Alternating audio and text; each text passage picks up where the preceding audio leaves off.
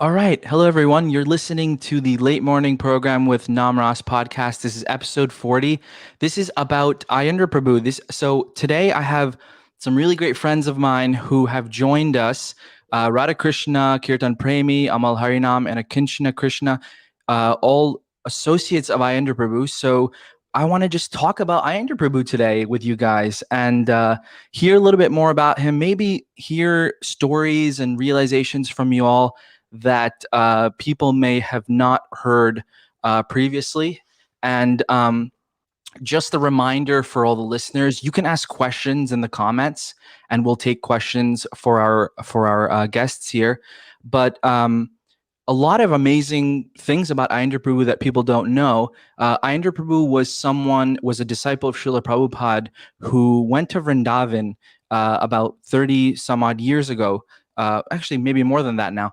And he basically devoted his life completely to what's called the 24-hour kirtan, which has been going on for the past 34 years now without breaking the kirtan.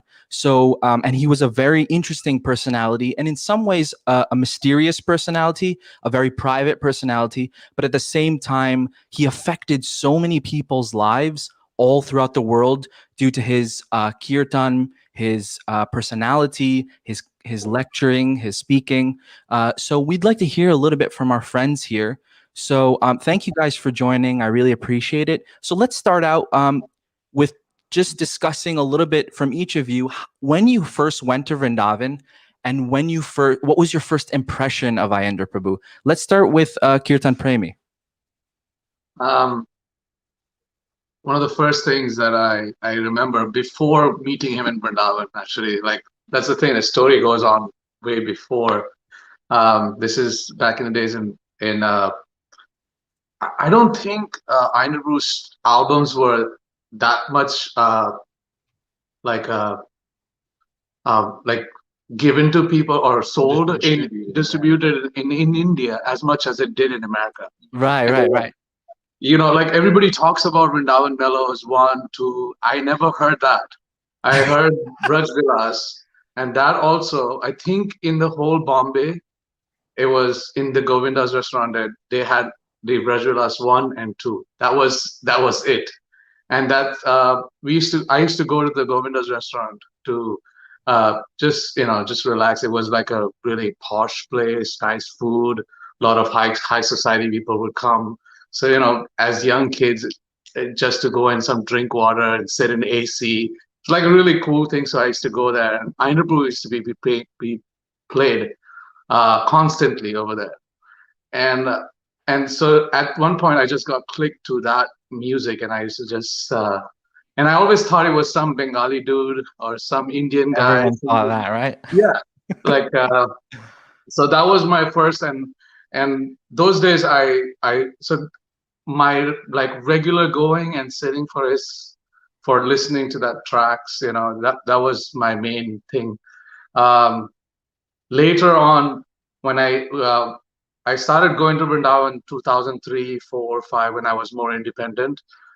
Before, we were going since 93, 4, 5. My father used to take us every Diwali vacation to Vrindavan, but I never knew who Ainabhu was. Right. I still have there's a picture of Ainabhu dancing and I'm playing mridanga, and I didn't even know, that was him. Yeah, but I was there. Right. Um, I think 2004 was the first time uh, I saw him. I was not part of the kirtan party much, not much in the scene also. I think it was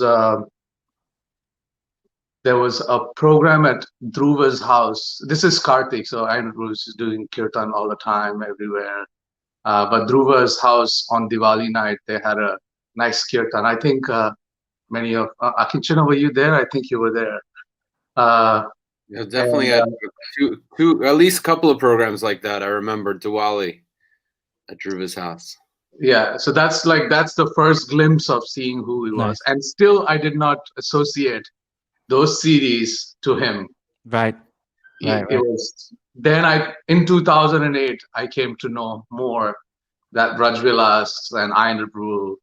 that's when I fully moved from Bombay to Vrindavan, and I saw him.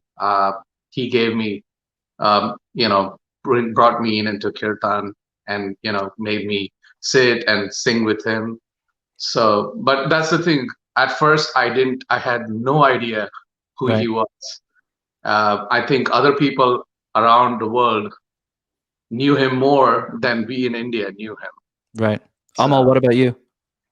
Um, I would say, well, what's interesting is I went to Vrindavan Gurukula in 1998 for 1 year, and I was 10 years old, and I know my parents had been playing his cassettes in our house.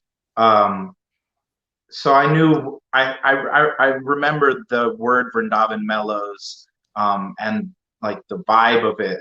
It was like some of the only kirtan I liked to listen to. Otherwise, my parents were like into more like guitar kirtan, Mangalananda Prabhu, stuff like that. Anyways, but I don't have a memory of him during that time because we were going to bed by like 7 o'clock. So we were getting ready. Like we'd have our evening shower at like 5 o'clock. We'd do some shlokas, a snack. Then we're getting ready for bed because we were getting up at 3:30. So I never got to attend his kirtans, and so I have no memories of him, even though I was living across from him, one floor down. Wow. But then later on, in my teenage years, throughout my life, I've always been into doing kirtan. It's something that attracted me, and from a very young age, I was like leading Guru Puja, Tulsi Puja, playing mridanga, always enthusiastic like that. But later on, as a teenager, that desire really deepened and became really strong, and I went back to India for the first time since '99 in 2007. And I went in January, February, and I only got to spend about 3 days in Vrindavan. But by that time, I was listening to his kirtans regularly, and I knew kind of like like how much he meant. And so we spent every evening going to those kirtans that he would do in the temple room, and it was just, yeah, like mind blowing to me and whoever I was with. Like in the US, obviously there was people doing kirtan, but not in that style of like teamwork. Like if anyone played mridanga, if there were more than one mridanga player, you would have like everyone taking turn for one or two mantras, and that there wasn't that, like, you never heard two mridanga players playing in sync, the same exact beats, and like following the leader, and like just even if you watch the video of the New Vrindavan 24-hour kirtan with the Kinchana Krishna Prabhu singing, he has a Ananta Govinda, Vishvambar, and Bali playing mridanga, and they're all taking turns, and it's awesome, it's sick, but it didn't have that like unifying factor, where I guess you could almost say like Aindra Prabhu's team was a band, so to So see that's where you first saw people playing together like that? yeah, I would say that. And I was just like, and then especially I went to Mayapur, he came to Mayapur for the 5 nights of kirtan, and that's really when it's like, okay, like he's got his team and they all like sit around him and everyone's like on the same page, and everyone plays the same thing on kartals and mridanga, and they all help him sing. And that really just awakened the desire in me to go join him and do that and assist him and just serve him in that way. So 2007 was really when I actually like spoke to him, and that desire awakened. And then later in 2008, I went and joined him. Right. Thank you. Radha Krishna, Prabhu. Me and Radha Krishna, I saw you in 2006 there, right? Yes, that's when we first met. Yes. Please tell us the first time you met him and first time you saw him and when you went to Vrindavan. Well, it's like the same like before I went to Vrindavan in Mexico. we didn't have, I mean, at least I didn't have a computer or anything like that. So, the bodies would go to Vrindavan because they won Prabhupada's marathon, or like a prize level. You get to go to Vrindavan because you did so many books. That's cool. And then they would come back with these recordings of him. And because back then I was listening to, I don't know if you remember, a Spiritual Skyliner. Oh yeah, they were awesome. Really mellow, really like totally different thing. So when I heard that, I was like, who is this? And then I tried to like find more about him, but like back then I didn't have a computer. Like it was like 2003, 2002. I was clueless. So then my sisters went to Vrindavan. I think by then my sister Kausalya and Mohini, and then they told me about him too. Like, oh, Aindra Prabhu. And then somehow I got Prayers to the Dose of Raj CD. Mm. And then that's it. I was like every single day listening to it. Wow. I'm wondering like where do they sing? How? Like who? Like how many? Like in the temple? Is it in the street? Is it under like a hut, or what's going on? So much wonder. The sounds. Yeah, like all these like peacocks and cows, like they're singing in a stable or something. And then but then like every single day I was listening to that. I knew what was gonna happen at this certain minute, the breakdown, the alap, everything I knew about Praise to Dose of Braja. It was like recorded in my head. And eventually, because I had so much desire, I guess, to meet him, I finally went to. I actually met him in Mayapur for the first time. I went with my sister Mohini for Gur Purnima. Do you remember the year? What was that? Do you remember the year? 2005. Hmm. And then we got to Mayapur. We were so tired, the trains, the plane, everything. And then I was like, I'm going to the temple, like, but I had no idea that he was gonna be there, or I had no idea like anything about him, about where he lives. I mean, I knew he was in Vrindavan, but like, had no idea he was gonna be in Mayapur. So then I rushed to the temple, like tired and hungry. I think I had diarrhea as well. And then I just go to the temple room and I saw Pancha Tattva, and then I was like.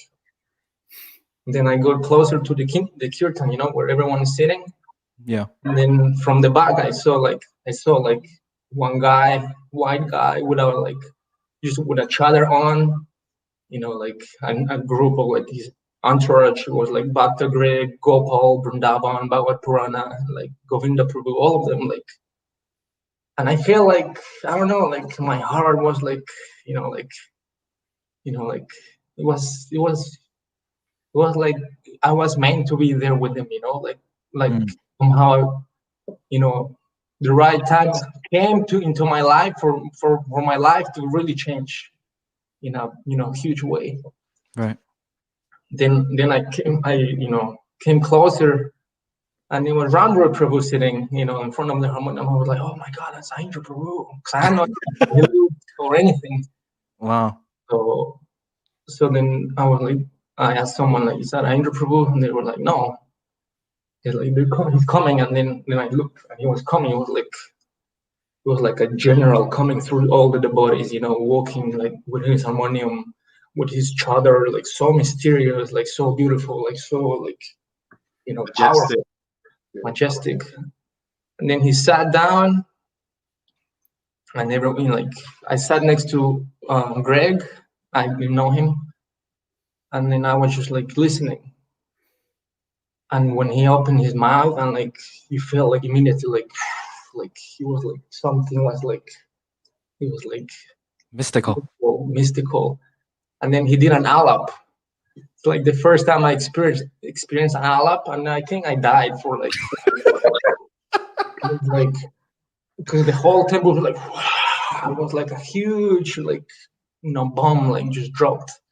Wow. And then that's it. Like, he finished his kirtan, and then I was like shaking, because like for so many years I was like, I wanted to meet him, but then I had to be there with my sister Mohini for like the parikrams and all of that. I was like, just go, let's go to Vrindavan, because I went back the next day thinking he was gonna do kirtan, but they told me, oh, he already left to Vrindavan. And then I had to be with my sister for like 1 month in Mayapur, and then I came to Vrindavan, and then it was like, I think like the end of his kirtan, maybe 10 to 7 or something, and then I stood back, from behind the pillars, just looking at him again. So many people, so many devotees. It was like so beautiful. And he finished his kirtan, and then he's like talking to someone, untying his bead bag from the harmonium, and then he just like looked behind the pillar, and he saw me, and then he kind of smiled, and he didn't know me at all, and he just goes like that, like somehow, like maybe like it was arranged for us to meet and for us to like Right. spend years together. So that felt like okay, that's it. This is where I belong. Amazing. And yeah, I never looked back. I Wow. stayed there. Looking forward to hearing about the later years for sure. And Akinchana, thank you, Akinchana, for doing this. Rajasundar Prabhu actually was not able to join, but Akinchana has very mercifully stepped in. Please tell us about when you first met Aindra Prabhu. Well, I remember the first time I came to the Krishna Balaram temple was for Kartik of 1998. Some friends convinced me to do the Brajmandal Parikram. And so we arrived maybe 1 or 2 days before Kartik began. And when I first stepped into the temple room, I think it must have been mid-morning at some point, and Aindra was leading the kirtan. And it was something like absolutely phenomenal. And actually, I think the way that I saw him that first time, in a way, it was maybe more profound than I'd ever seen him. Even after that, he would follow Chaturmasya. He had like his beard grown out, his hair was grown out. He was kind of, he was in front of his harmonium with his knee up, and maybe he had like some bells on his ankle, and the main thing, like, he was just like looking directly at the deities, and it's like his eyes were like, it looked like his eyes were on fire. It was something like, it's like looking into the eyes of a lion or something like amazing. Right. And the way that he sang, it was like this like super desperate call to Krishna. Like something I'd never seen before. I had joined in the Tawako temple. Namras was like 12-year-old little skinny Indian kid that played mridanga. I was so envious that you were just a little kid, but you could play mridanga. I thought that was so awesome. So I lived in the Tawako temple for some months. I definitely, our kirtans had its moments. There were like maybe a couple of kind of fired up, ecstatic, exciting kirtans. But frankly speaking, most of my time in the temple, like the kirtan felt like it was just kind of a ritual. In this, it was kind of like a little bit dry. There was one Mataji in the temple that could like lightly play the mridanga a little bit. I'm talking about for like the morning programs for the people that were residents there. At the Sunday feast, people like you or other congregation members, they could play instruments. But in terms of the people that were living in the temple, there was one Mataji that could like lightly play very simple beats on the mridanga. And if she didn't come to Mangalartik, like that was it. It was just kartals. And so the kirtan that I was used to was very simple. And when I first saw Aindra, like the way he was just, crying out to Krishna. And also his singing obviously was like so beautiful, and there was just so much style of his expression. And as soon as I saw that, I was like, oh, this is what kirtan is supposed to be. Like, now I get it. But I didn't really understand what it was, but now I get it. This is what it is. It's like someone like completely crying for the mercy of Krishna. So that was like a very, very strong impression, even just that first kirtan. And then, I had a few other experiences. Like I said, I went on Brajmandal Parikram, and at the time of Bahulastami, Aindra did his kirtan at the Gopalji Mandir, like next to Radha Kund. He did his kirtan after the midnight bathing. It was crowded, but not crowded like it would become in later years.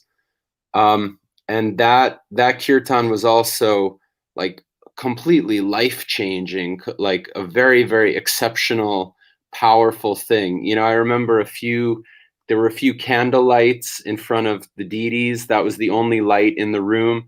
And Aindra was like crouched down. He didn't have a harmonium. He was playing wampers. And like, I remember his head was shaking, and Madhava was playing mridanga. And it was just something like really next level, otherworldly. Everyone in the kirtan had just taken bath in Bahulastami. And yeah, that kirtan was so profound and powerful. I remember feeling in that kirtan, like part of me during the Brajmandal Parikram, I was thinking like, I don't know, why did I get so into this Hare Krishna thing? It's like a little kind of, maybe I was too crazy to like go so much into this, and I should be like more like a regular guy, And after that kirtan, I just felt like, wow, like whatever I had to sacrifice to witness that was completely worth it. Whatever those guys did to be able to do something so beautiful and so profound like that kirtan, like that's what I want to do. I want to try to figure out what they've understood, what they've figured out, because that was like one of the most amazing, like profound experiences of my life, at least especially up to that point. And even later, we heard, even Aindra himself said that way. Gopal told me, Aindra said that after that kirtan, he said, that's the best kirtan I've ever been in my entire life. So you can get an idea of like what it was. It was something very, very powerful. Anyway, so Was that during 99? What's that? Was that 1999? No, that was 98. And 98. I haven't seen any recordings of that. I've seen other, maybe 97. I've seen other years listed, but I've never seen a recording of that. But also around that time, I was able to, I must have several others of his kirtans. I met Aindra Prabhu. I went up to his room a few times. He preached to me. I got a taste of his like amazing personality. Anyway, and then, yeah, it started from there. Right. Thank you. We always hear about like Radha Krishna said, and like you said, the analogy of a lion and like a general and things like that. So that's like kind of his like very serious and kind of tough, you could say, side. But let's talk a little bit about maybe some experiences of his softer side, maybe a joking side or like a more fatherly side. So Amal, why don't you start out? Well, without thinking too hard, off the top of my head, a really sweet interaction I had with him was 2009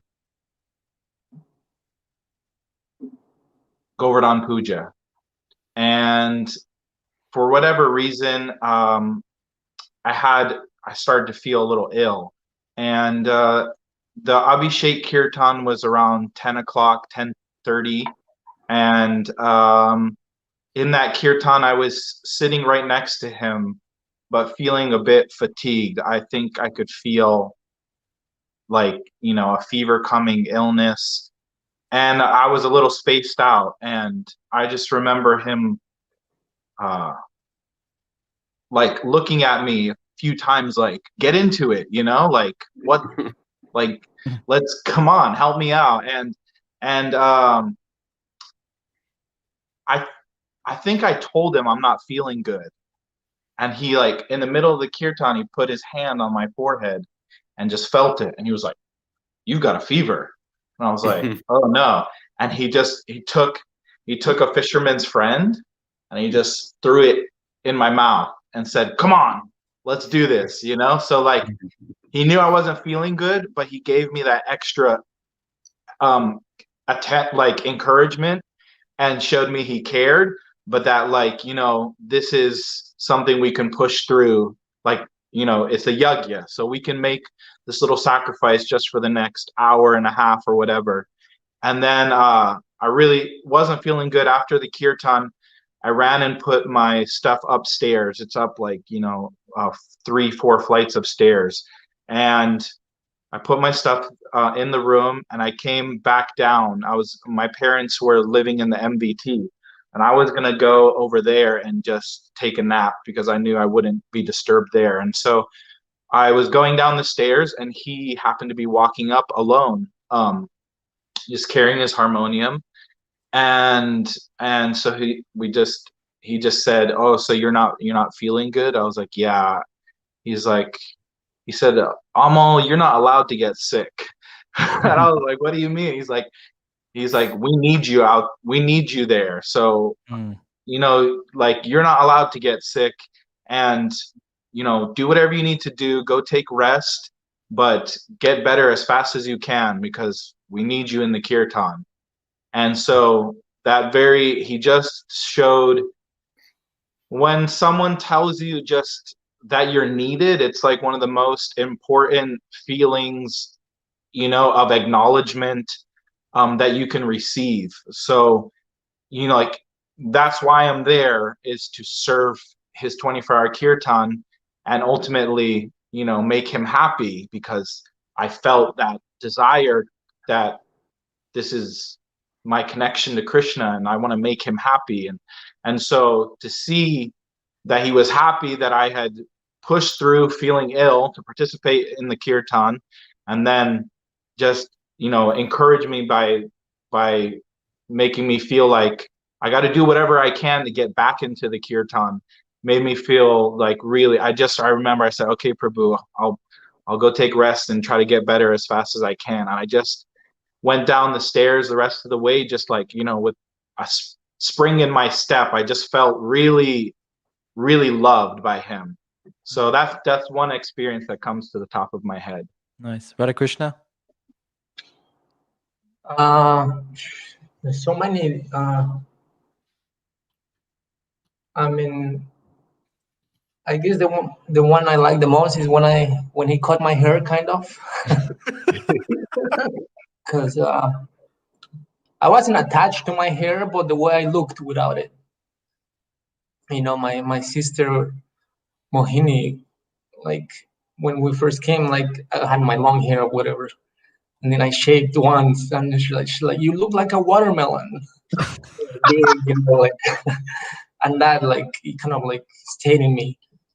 So when I was living in the ashram, like, I didn't have, like, long hair because he wouldn't allow it, but it was, like, long enough for him to be like, you have to cut it. So I was going to take a shower, and he was coming out of the bathroom, and then the barber was there.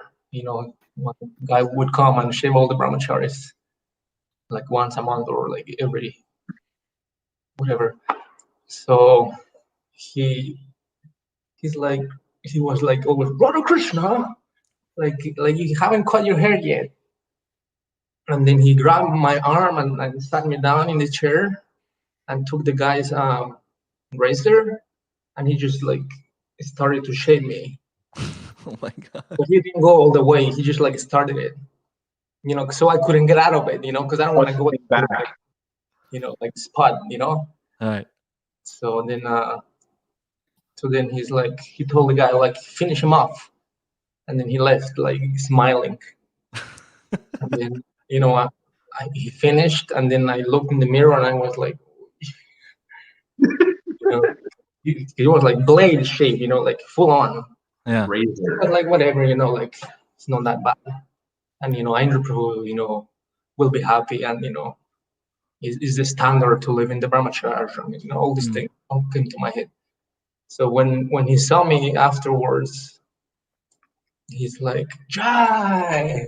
He was so happy. He was like, you look so beautiful with your tilak and your shaved head. It's like you have made Mahaprabhu so happy. And he's like, even if you look like a watermelon. So, like he was like everything he did, he was for our own benefit and because he cared. Because he wouldn't, like, this is the order, man, you have to shave. No, it was like he wanted, the whole thing to be like perfect and just to be pleasing for Prabhupada, for the standards of the brahmacharya ashram, for, to please Mahaprabhu. And then another one is like my niece, Devayani, he had malaria. She had malaria, and then she was like really sick, and Kalini was like, oh, we should take him to this doctor that Aindra Prabhu went to, what's his name, Shamasaki, the tantric doctor. And then because I knew that Aindra Prabhu had it too, many times a couple told me that he even dragged him to the hospital, And then I was like, Aindra Prabhu, like, what can we do? Because my niece has malaria, this and that. So it's like, oh, I have the medicine. Like he had his personal, like they were like pills, like these big balls, black balls. I don't know what it was. So then he gave me a whole list of what to do. Like she has to take this time, and she has to take this one that time. So he cares so much, for everyone, like even like the little things, this is nothing, but like because everyone has the perception that he's so strong, that he's so like rigid, and he's so like, like he doesn't really care, but like he's like totally the opposite, everything he did was because he cared. So like that. Wow, very nice. Kirtan Premi? Like while these guys were talking, I had many stories. Yeah. I think one of the most beautiful aspect of his care, and that was the most amazing part, is that when the guru wants to make a relationship with you, it's always like we try our hard to connect to our seniors. Like we will make the effort to be there for kirtan. We will be there. Like Amal said, like how Aindra Prabhu cared about him. Aindra Prabhu did that with many of the kirtan members. He really cared about his people, and he knew what they meant for him.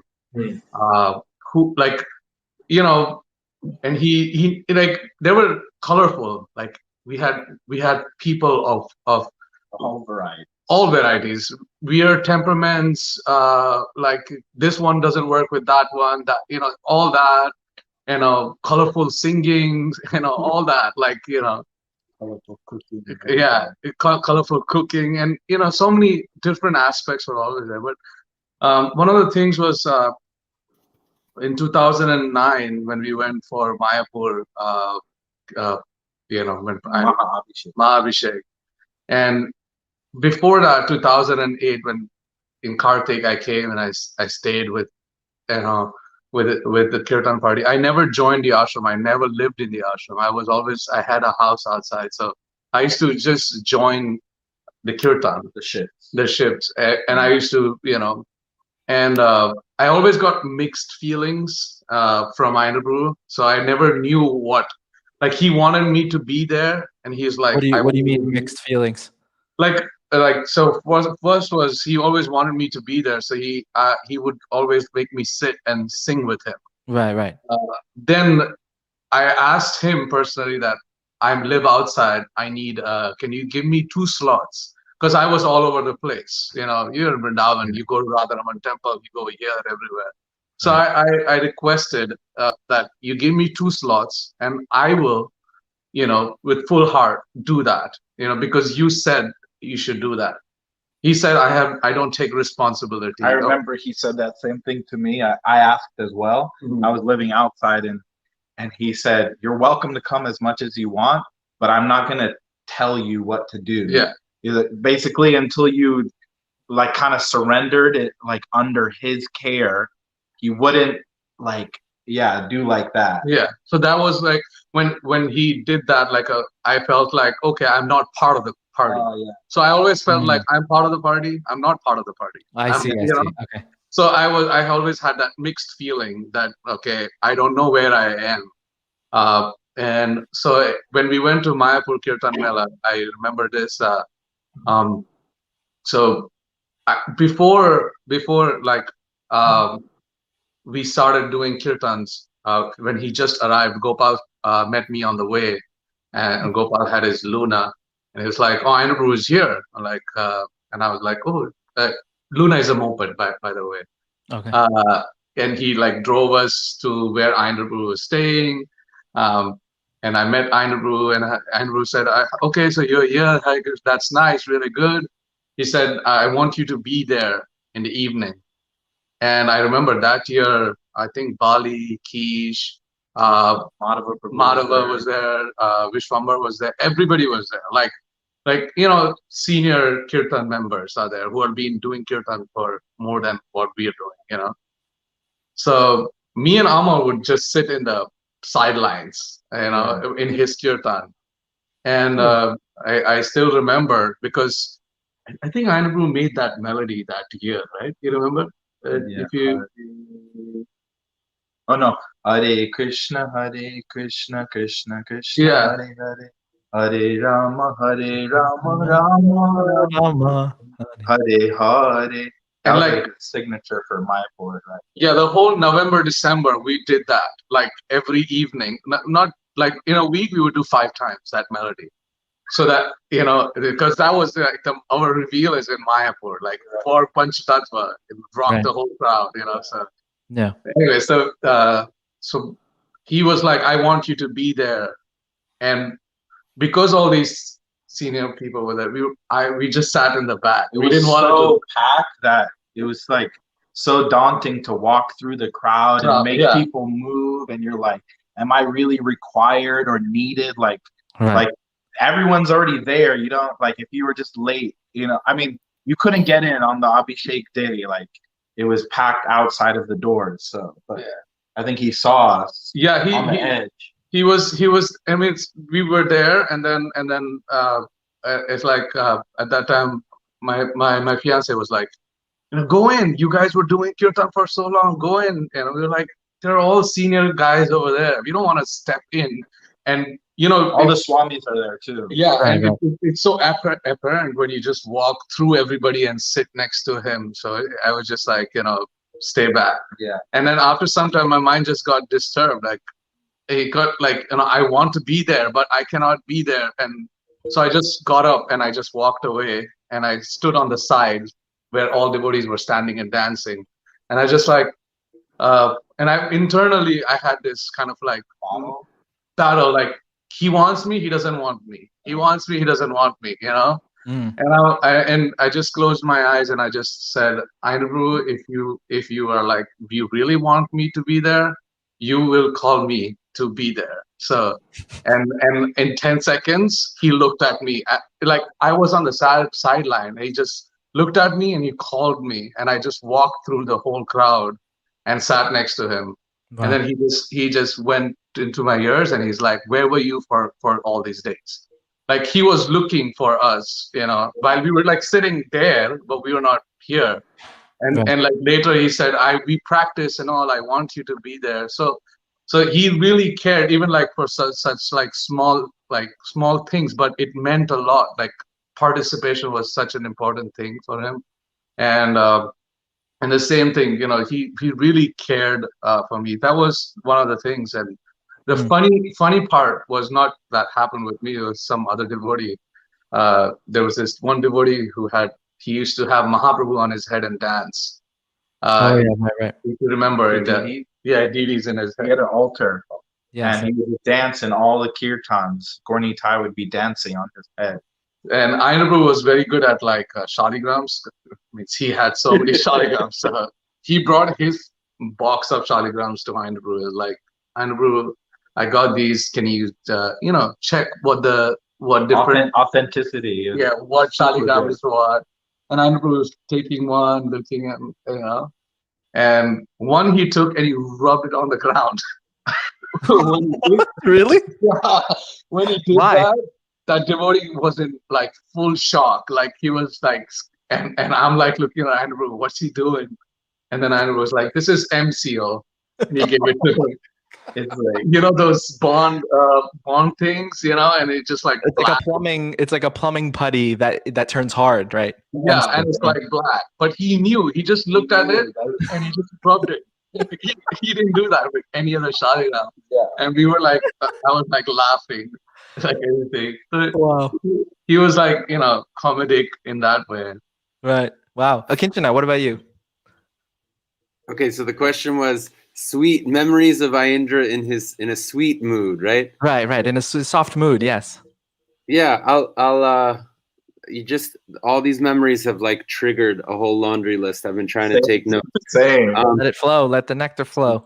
When I first joined, the first time I joined the kirtan party, I remember one kirtan he was doing. There was a very small group of us, and our relationship was maybe newer, and he kind of needed to reach for a high note in one of the melodies that he was singing, and kind of he couldn't quite get it, but I understood what he wanted to sing, and I kind of like sang up to that note, and when I did that, he just kind of like looked at me and he like turned his face and he just had like this blissful, huge, beaming smile, and I just felt like a tremendous amount of love and appreciation from him. There was one time my Guru Maharaj, he got a set of deities that he wanted to bring to America for some Grihasta devotees to worship. And my Guru was like very enthusiastic about the beauty of those deities. And so he brought them up to Aindra Prabhu. And they were brass deities, maybe like, I don't know, a foot and a half or so high. And they had some type of cloth like wrapped on them. And so my Guru Maharaj, he kind of went and he introduced, I'm bringing these deities. They're so beautiful. I wanted to show them to you. What do you think, Aindra Prabhu? And so Aindra kind of like, he started peeling the cloth off of the deities.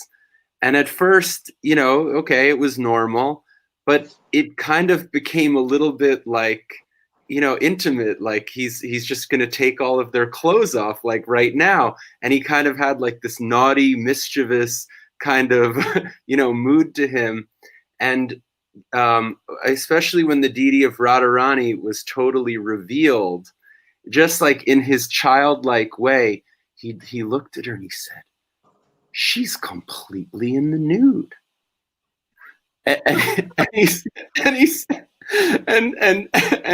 My Guru was like a little bit like, he became a little shy or something. And then Aindra said, he said, I think only somebody with a very high standard of Krishna consciousness should worship these deities. Otherwise, maybe it would be a good idea, if you were to cover the deity in some way so that her entire form is not revealed like this. And then he kind of like thought for a second, like also like in a mischievous kind of mood, and he said, but if I was worshiping her, I would keep her this way. Anyway, that was a very nice one.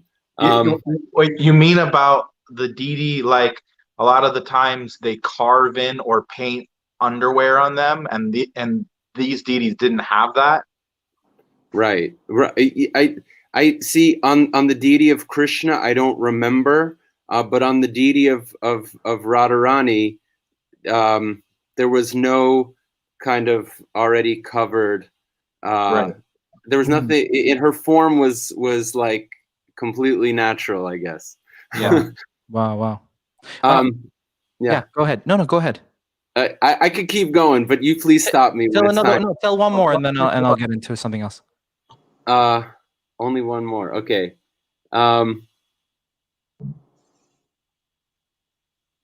We have to tell sweets for the sweeties.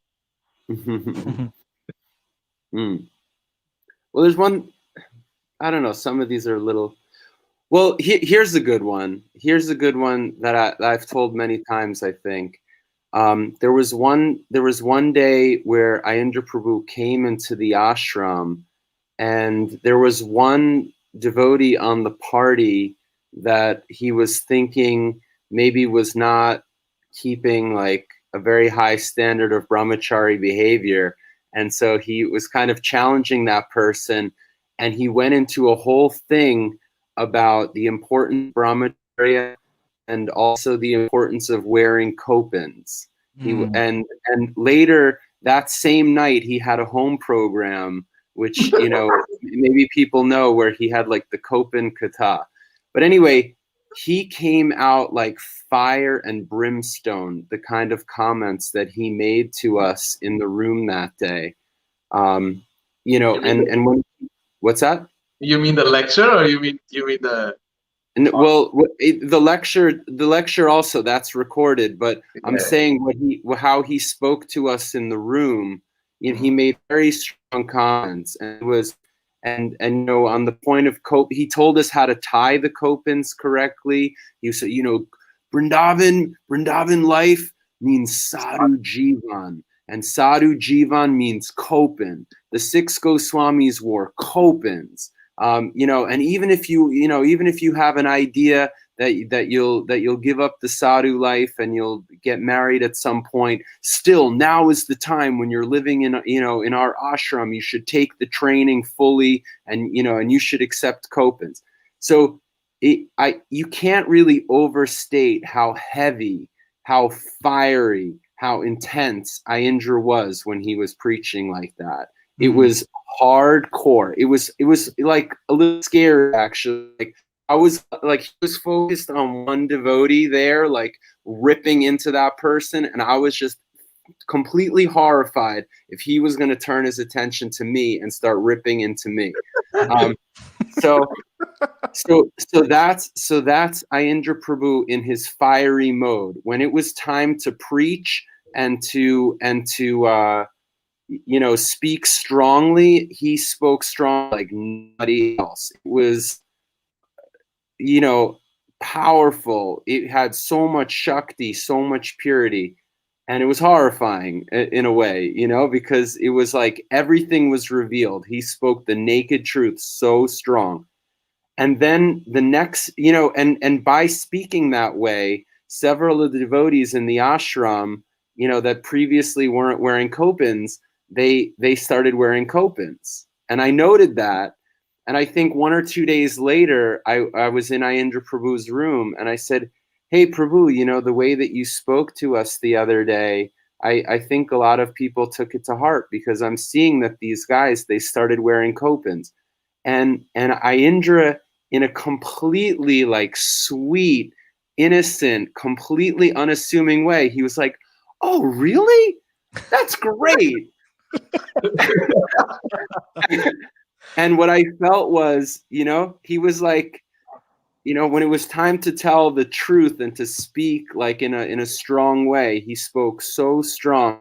But he was kind of like very unassuming. You could take it or leave it, and he just had like this real childlike sweetness about it. And when I said that people were following it, he's like, "Oh, that's great news." That's really interesting. Like you're saying, how he spoke very strongly, and he was just speaking the truth. And in some ways, that could some people didn't understand him. So I feel like he was let's talk a little bit about why you feel maybe he was a misunderstood person, because I think he was, right? Any of you who want to jump into to answer that, please do. What was it about him, or why do you think he was misunderstood sometimes? Because he was speaking the truth all the time? I think can I say something about Please, that? yeah, go ahead. There was a senior devotee whose name is not coming to my mind right now. He told me a beautiful comment after Prabhu left. He said, in order to understand Aindra Prabhu, first you have to love him. And for myself, you know, just from the beginning of my relationship with Aindra, I found him like an incredibly attractive person, and you know, all the things that he was doing, the way that he spoke, like it entirely resonated with me, and I just really wanted his association. And so for me, I feel like there was never a misunderstanding. I always like greatly appreciated who he was and what he was all about. But I think Oh, very strongly, just like Srila Prabhupada, right? If you look in the teachings of Srila Prabhupada, there's a time for a guru, for a sadhu to speak strong and sharp and heavy. And that may be, you know, appropriate and what's needed in order to help people come out of illusion and come to the point of Krishna consciousness. And so Aindra had the kind of purity and moral authority to be able to do that, and he took it upon himself to do that. And sometimes it's very, very painful to hear the truth. I think even, you know, Srila Prabhupada has many strong statements that, you know, some of his followers don't necessarily know how to digest or how to deal with. And so maybe they prefer to kind of sweep that to the side. So Aindra was a person who could put very strong truths like right at the forefront, speak very strong with a tremendous amount of purity, a tremendous amount of personal integrity. And I think that it can be a little too much to handle for some people. And so if there's a misunderstanding, definitely I think that's a significant part of the reason for that. Mm. yeah. I think part of that about being able to speak the very I don't know, real truth, and in presenting the formula given by our acharyas and Srila Prabhupada for coming to the point of loving Krishna in a personal relationship. I think he was like, what's that word when you like when you're not unforgiving, but like you don't let anything, like there's no excuse, like there's no anyways, but you know, he wouldn't let anything kind of like get in the way of that, or of like You wouldn't giving that compromise? message. What's that? You wouldn't compromise anything? Right. Like there's no compromising what it takes, you know, to attain that. And ultimately he's trying to share with everyone that that's the ultimate goal of Krishna consciousness, of our movement, of the Sankirtan movement, why Lord Chaitanya Mahaprabhu came. So I think when there's a very clear goal in mind, that helps in understanding the steps needed to achieve that goal. And he understood and got those steps, and he wanted to share those steps with others. And so all he did was basically meet devotees and people and see maybe where they're at and understand maybe this is the next step they need to take.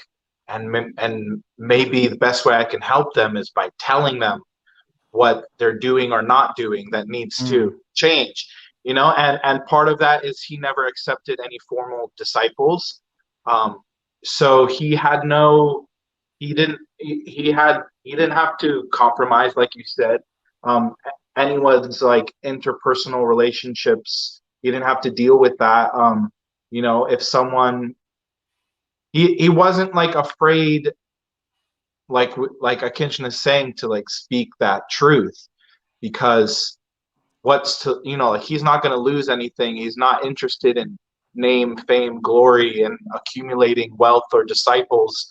So what does he have? He just has his relationship with Krishna. And it meant so much to him that he just wanted to share that. And people are going to get offended along the way, then they're not on the same page about what the goal of the Sankirtan movement is. So that's kind of how I feel. I think that whenever there is some instruction, it means you have to give up something. It means responsibility. And many people aren't ready for that, because many people are comfortable with their situations, thinking that where I am is, probably it is, but like there's always, you know, a higher step, you know. So Aindra Prabhu, like, I mean, to my eyes, with my whatever little vision I have, like he was in a very, very high, you know, level. So like Amal said, when you want to share something truthful, because no one is ready for that, you know, then they start criticizing you, they start seeing you, you know, in a different way, they start probably even have, you know, feeling envy, you know. Right. And it's really dangerous. But I mean, I don't think many people like really thought like, oh, Aindra Prabhu is like that, you know, like really heavy or like even hateful sometimes, you know.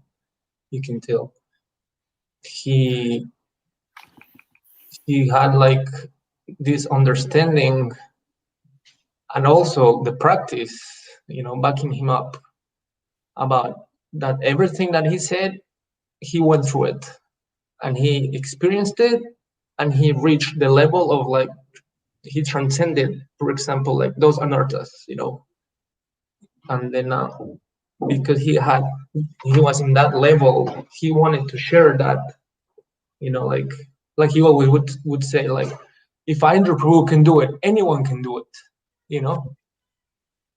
So I think that, you know, like even now people aren't ready for the truth, especially now, like these times are like, you know, like so different, you know, like you say a little thing, everyone is offended. You say a little thing, everyone leaves the movement. Imagine, you know, like, you know, so,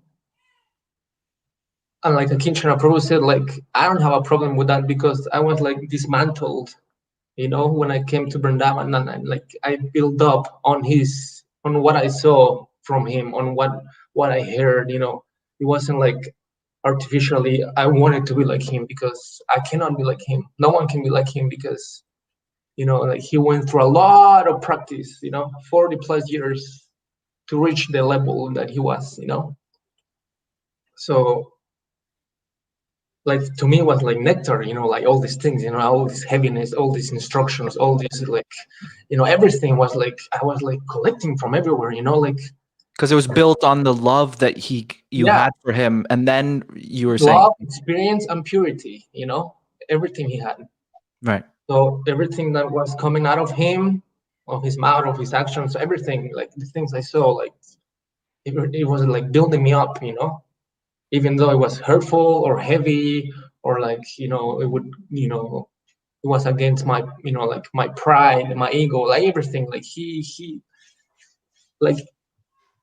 would destroy it with his example, you know. And it was an example that, you know, like, you have to do this. No, he was like showing you how to do it. Every single thing that he talked about. So yeah, it can be heavy for you, but, you know, it's helpful, you know. It's what it is. You cannot water it down, you know, because then you know, you can accept something watered down, and then you're gonna be fine. And someone else is gonna come and like the level of purity goes down, and he had like the highest, purity to me, this is my personal experience.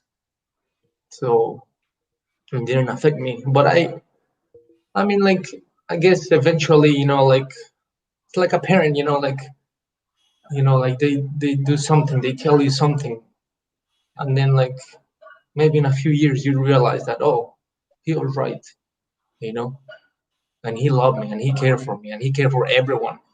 He cared for like when he was in Kirtan, like he would, no matter where you came, like if the bodies from Delhi would come for Kirtan, he would engage them. If like the Russian army would come for Kirtan, he would engage them. If he like the Brajabasis, like anyone. Yeah, you would see tourists in later years because it was so close to it is so close to Agra, the Taj Mahal. It's kind of on the way from Delhi. So these tour guides would take big groups of there was a lot of European tourists that would come through the temple, and they would come at that time, and I was like, dang, there's a huge crowd of white people here, and someone would ask them, and a lot of the time they'd be like Polish or something, but he would he would connect, like you think, he would connect with everyone no matter who you were, and like make eye contact, and by signaling with his body movements that you have a part to play in this what you don't even know what it is, but start clapping and start grooving, because Right. that's what Sankirtan is. It's engaging everyone around you. But yeah, I didn't want to, Radhakrishna, if you have something more to share. Oh. We lost Radhakrishna. He'll come back. Kinshan, you had something to add to that? Yeah, I just wanted to say, one thing is, I think Aindra had a certain persona, and if you didn't come close to him, he may have looked scary. For a few years, I was collecting interviews for a biography of Aindra Prabhu that we hope will be released at some point. And I interviewed. It's not an easy project. I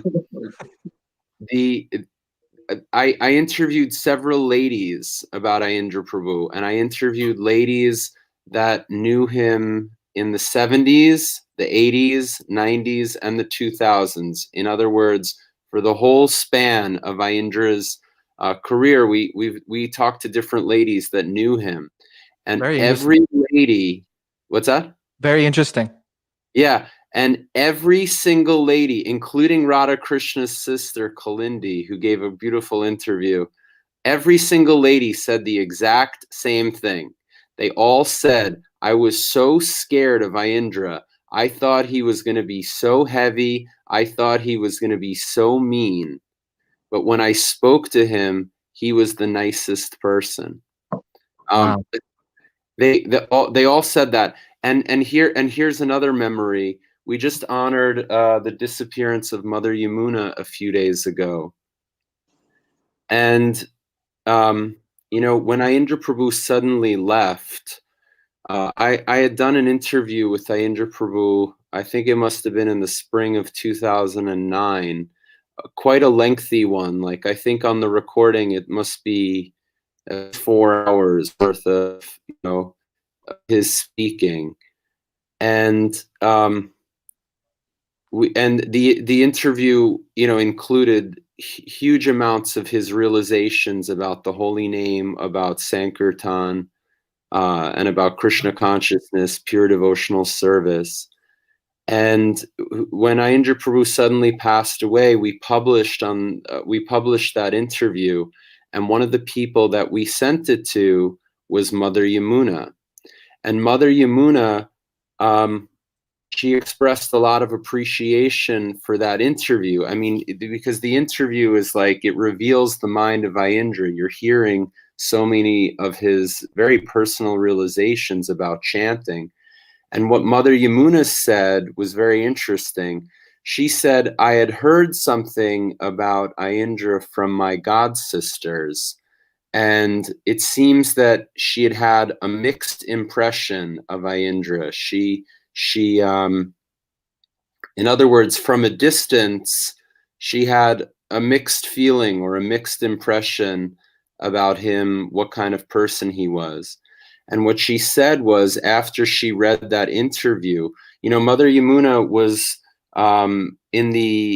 she was part of the Krishna Balaram Mandir from the very, very beginning. Her husband was the first temple president, and she did huge amount of the groundwork in Srila Prabhupada's time, establishing that project. And she said Srila Prabhupada really wanted to establish a 24-hour kirtan, but it was a very challenging program to start, and the devotees were not able to do it and maintain it at length. And Mother Yamuna said that she prayed to Radha Shyamasundar. She said, I prayed and I prayed and I prayed to Radha Shyamasundar to please send somebody that can establish this 24-hour kirtan.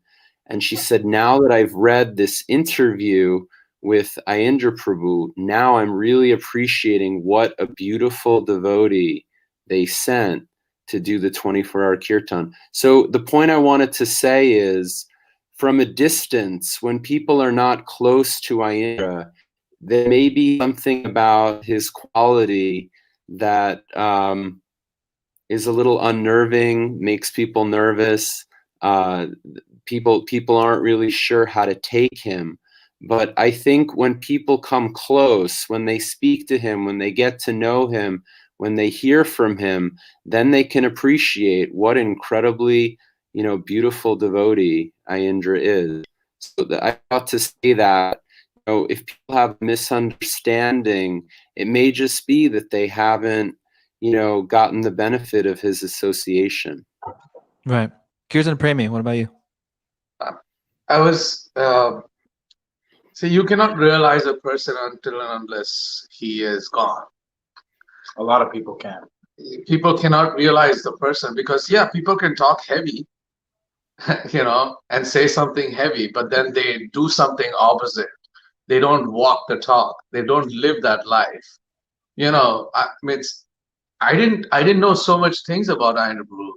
I was not like so close to him. He chastised me so many times. Many of the times I just heard it from one side and took it out from the other side. It's like Didn't really digest it. didn't digest it, But later in time, I started to realize what it really meant. What is he really trying to say, or and like I always thought his mood was always very like passionate, very expressive. His style of kirtan was very expressive. Same his you sit in the kirtan, it's just like always like a fire, like he's gonna chop your head off, kind of like don't space out. No lazy kirtan. Yeah. And the same thing with his words. When he would speak, he would just be like, in your face. He would just say the things which is Shastra, and he would not like misquote or say something out of his own conception, like, Mm-hmm.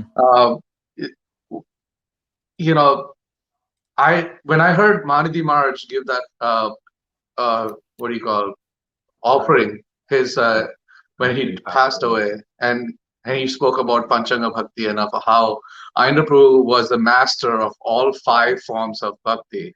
Right. And that really hit me. That hit me very heavy because I could see him live that. When he passed away, the very next day after that, what one man did, we needed 11 to 12 people to do his job. You understand? Like managing his DD service, managing Kirtan Seva, doing, DD worship. Yeah, there was like 4 or 5 guys doing DD worship. There was like, all that. Like, so there was, we could realize how much this one person can. He was good at, he was like, his kirtans were amazing. he did Dhambas like really, like he wanted to live in Vrindavan, like he didn't want it to go anywhere, and he had that same Prabodhananda Saraswati's mood, which like you take me out, I'll kill you, you know, that kind of mood, you know, and because he went to Delhi so many times, he was just like, I don't want to go there, and he just had to go for his book, you know, so he and his deity worship was amazing and beautiful. People like Mayapur, they did that whole thing. Worship course, and he was a guest speaker. Yeah, and Right. and his dressing of Radhesham is signature. Everybody loves it. And you know, and Mukundatta Prabhu always tells about the sweet stories of him dressing the deities, and you know, all rasas. One You would know, dress Sham, one would dress. one time Radharani took Krishna's flute, and like all this rasa, so his expression is very heightened. And the thing is, when you are not on a level to understand, you will not understand and you'll criticize. So it's better to just stay for, you know, wait for some time. You can't just digest who he yeah. Many people couldn't digest what a person he was, and came to, because they have learned that this is the quality of a devotee. He should have a tilak, and he should be, you know, and Vaishnava Prad can have yeah, it should have a kurta and have pleated dhoti. The pleat should go this way, or or shaven hair. I'm not saying that's wrong. I'm just Right. saying, like this one of the comments Prabhupada said that he would like to have 10 or 12 devotees to live like Goswamis in Vrindavan. That was his wish, and if Prabhupada said that. Prabhupada said that, Really? Wow. and like dress like the six Goswamis, and you know, like live very simple, you know, the way that six Goswami lived, you know. I cannot really quote where it is from, but I've heard it through in a lecture. I'm very bad at like Shasik, so please don't lynch me. So like he took that on, right? But like his you know, sometimes his dressing style, or him having long hair, like people misunderstood that because, oh, shaven, that's how it should be, all long beard, you know. But he was doing Chaturmasi. He was not having long hair all There was through. no styling. Not like us. You know, he was not like. If he shaved, it was the whole head, just everything at once. And it was his Chaturmasya, not Chaturmasya. He would do 4 months, then he would do Kartik Vrat, then if it was Purushottam, then there would be 6 months of Vrat that he would do. So like, there's all that, like, you know. So I think devotees should realize who he is before coming to conclusions with what he has to say. And I feel that when a person is actually tasting rasa, tasting the holy name, they're more like, why don't you taste this? Here, take it. Why do you want to? Yeah, like, why you are so engrossed in this material world? Get up, you know, wake up. And I know used to always have that mood. And another person had that mood is Gaur Govinda Maharaj. He would just like, you know, get on people's case. And his lectures are most intense to watch because he would just like rip the whole front row. But he presented such amazing disciples. He gets such beautiful instructions, and that's the thing, you know. I think it's very misunderstood. But I really love what Akinchana Prabhu said. This is the first time I'm hearing Mother Yamuna's realization. She told me that too. What did she say?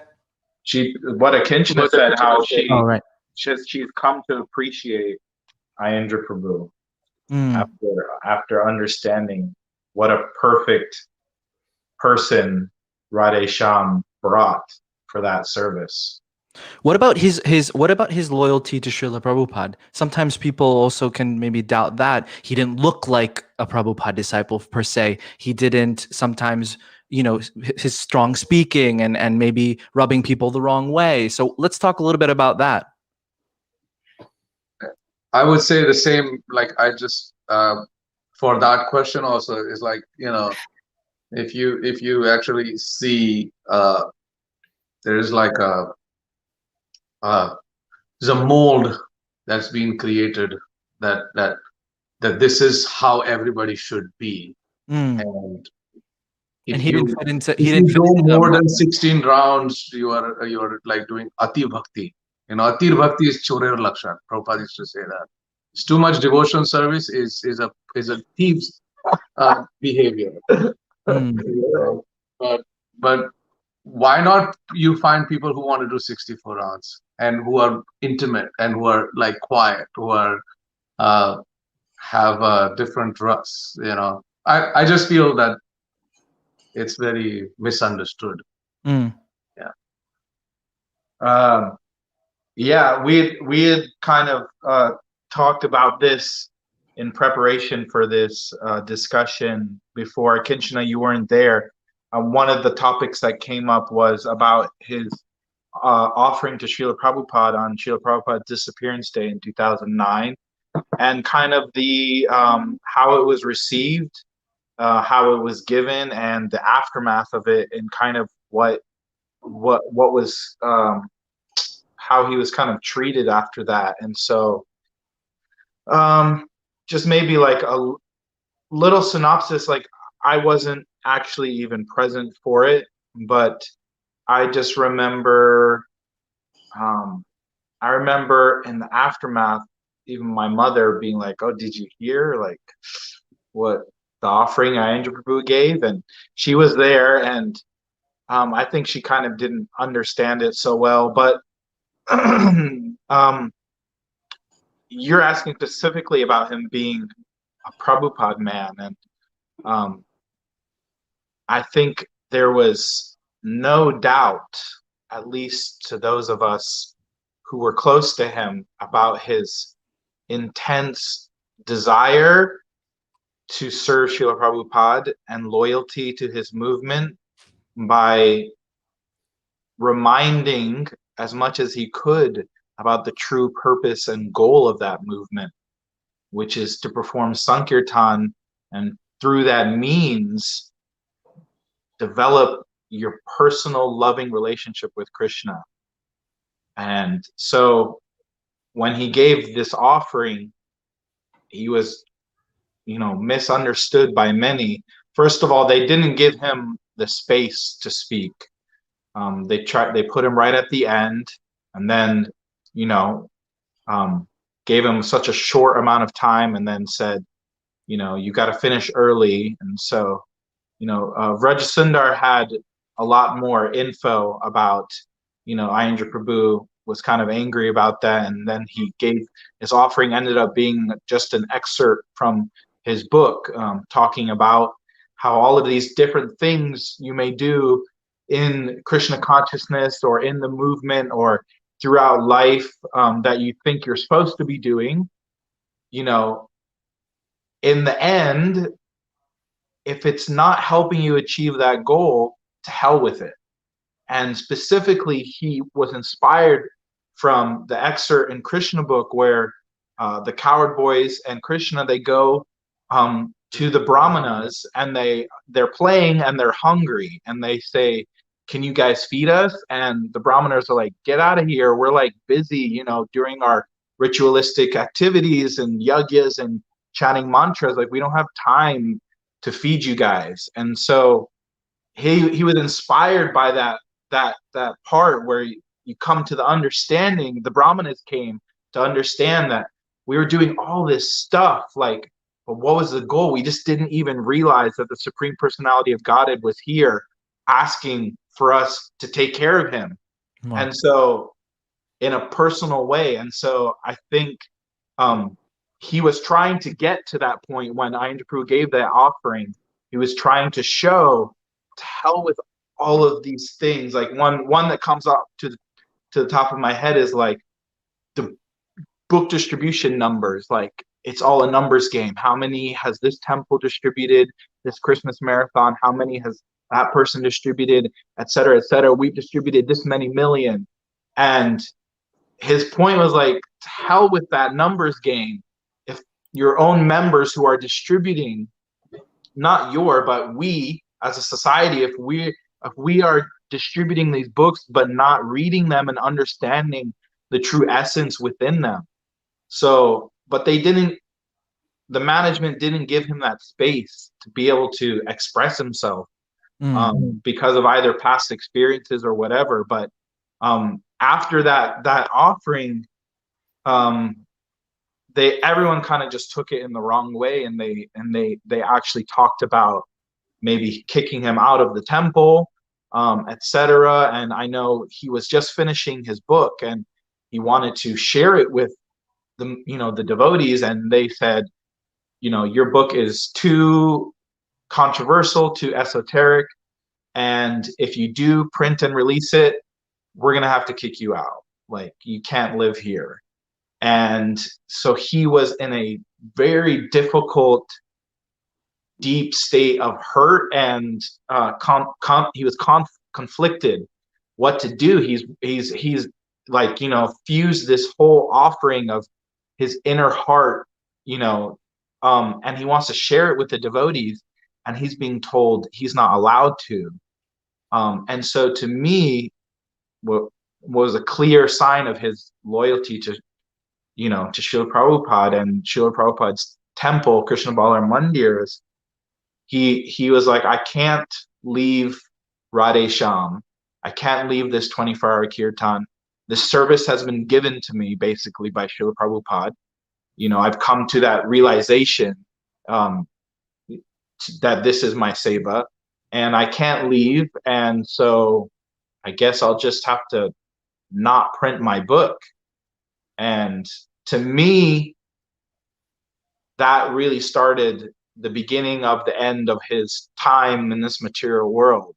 Whatever minimal attachment he had left in this material world started to be burned away when he showed that just like extreme commitment to being at the lotus feet of Radhashyam Sundar and dressing them and doing kirtan for them. And like Vraj Sundar shared, he said, Aindra Prabhu said that if they kick me out, then I'll go sit outside the gates in front, and the gate is directly in line from the outside gate of Krishna Balaram Mandir.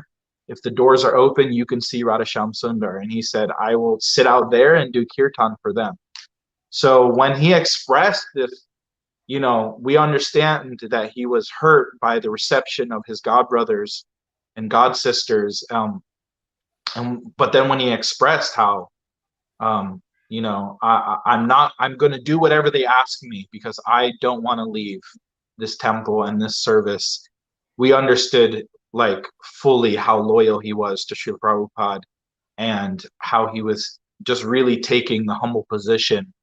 And in that way, I think it gave us a lot of conviction, and no matter what happens to you, no matter who offends you or what will happen to you, that in the end, this is what we want to hold on to, is that service of singing for Radhashyam Sundar. So I don't know where this came from, but it just like came beautiful. out. Thank you so much. I would like to add one thing. Aindra said something a few offerings before. I wasn't there, but one of his offering was the story of the Brahma Rakshasa, and he said he experienced that, and that Brahma Rakshasa was in the corner of his room and was laughing at him, and like he said, he chanted all these prayers. He even chanted Narsinga prayers and everything. Nothing happened. And then he said that finally when he took shelter of his guru and he chanted Prabhupada's pranam mantra, the Brahma Rakshasa left. So that how powerful Prabhupada was. And man, that was like, I from a very young age I know about Brahma Rakshasa and all those things, and I never thought about that your guru's mantra is so powerful. We always hear that Brahma Rakshasa are like these kind of things that you cannot get, nothing can go against them, But that was a very, very wonderful offering that Aindra gave, and he always showed that how much he was for Prabhupada, what Prabhupada meant to him. Yeah. I just really, really quickly wanted to share because I just literally the other day found my beautiful Aindra Prabhu calendar, and the first thing that I looked at and read was this excerpt from him. It's from an offering to Srila Prabhupada on the occasion of his Vyasa Puja. This is from Aindra Prabhu. I was chanting Hare Krishna at the top of my lungs, walking directly side by side with Srila Prabhupada. And Prabhupada turns to me and goes, Jai. So that is the only thing he ever said to me. But because he said that to me in relation to my engagement in Nam Sankirtan, I took it as a great inspiration for my whole life. Wait, which way? Yeah, that's good. This way? Yeah. It's Beautiful. Yeah. So, I mean, it's very clear to us, at least. Mm. Oh, Kinchana. You lost the Kinchana. He was going to say something. Radhakrishna, do you have anything to add to that? About him being loyal to Prabhupada? Yeah.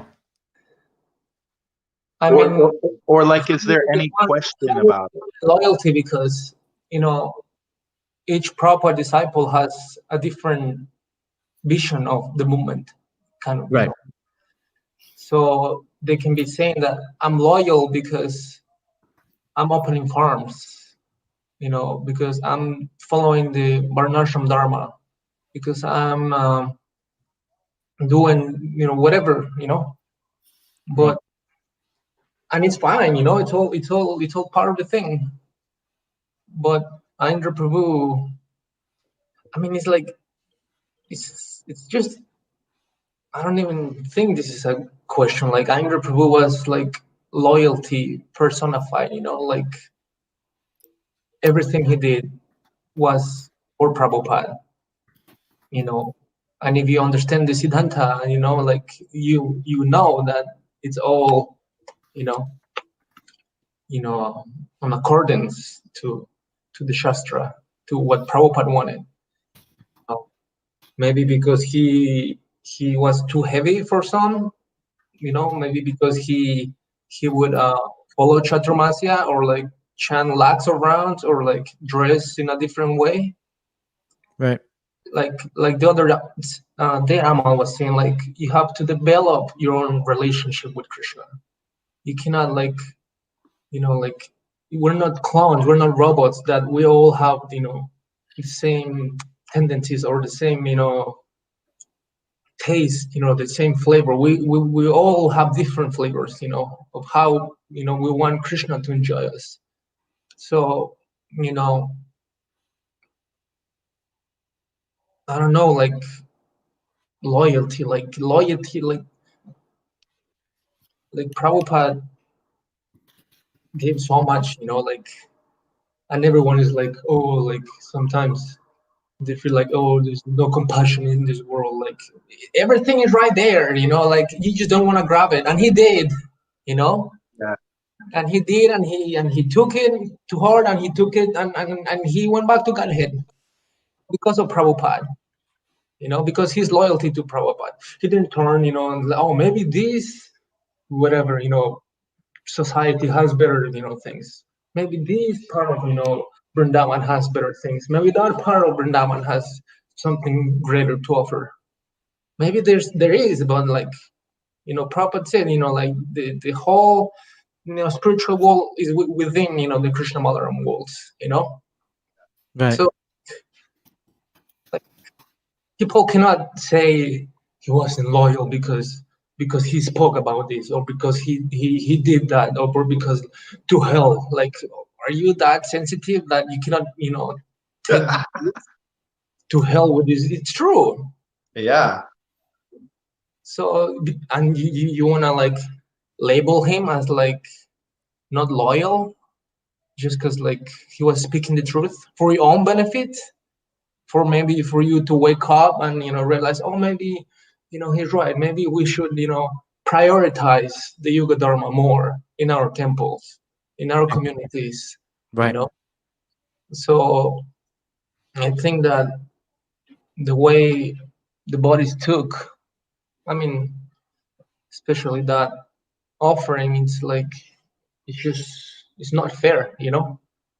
And it really from there, like Amal said, it just changed everything, you know. You know, like he said, it was like the beginning of the end, but not the end.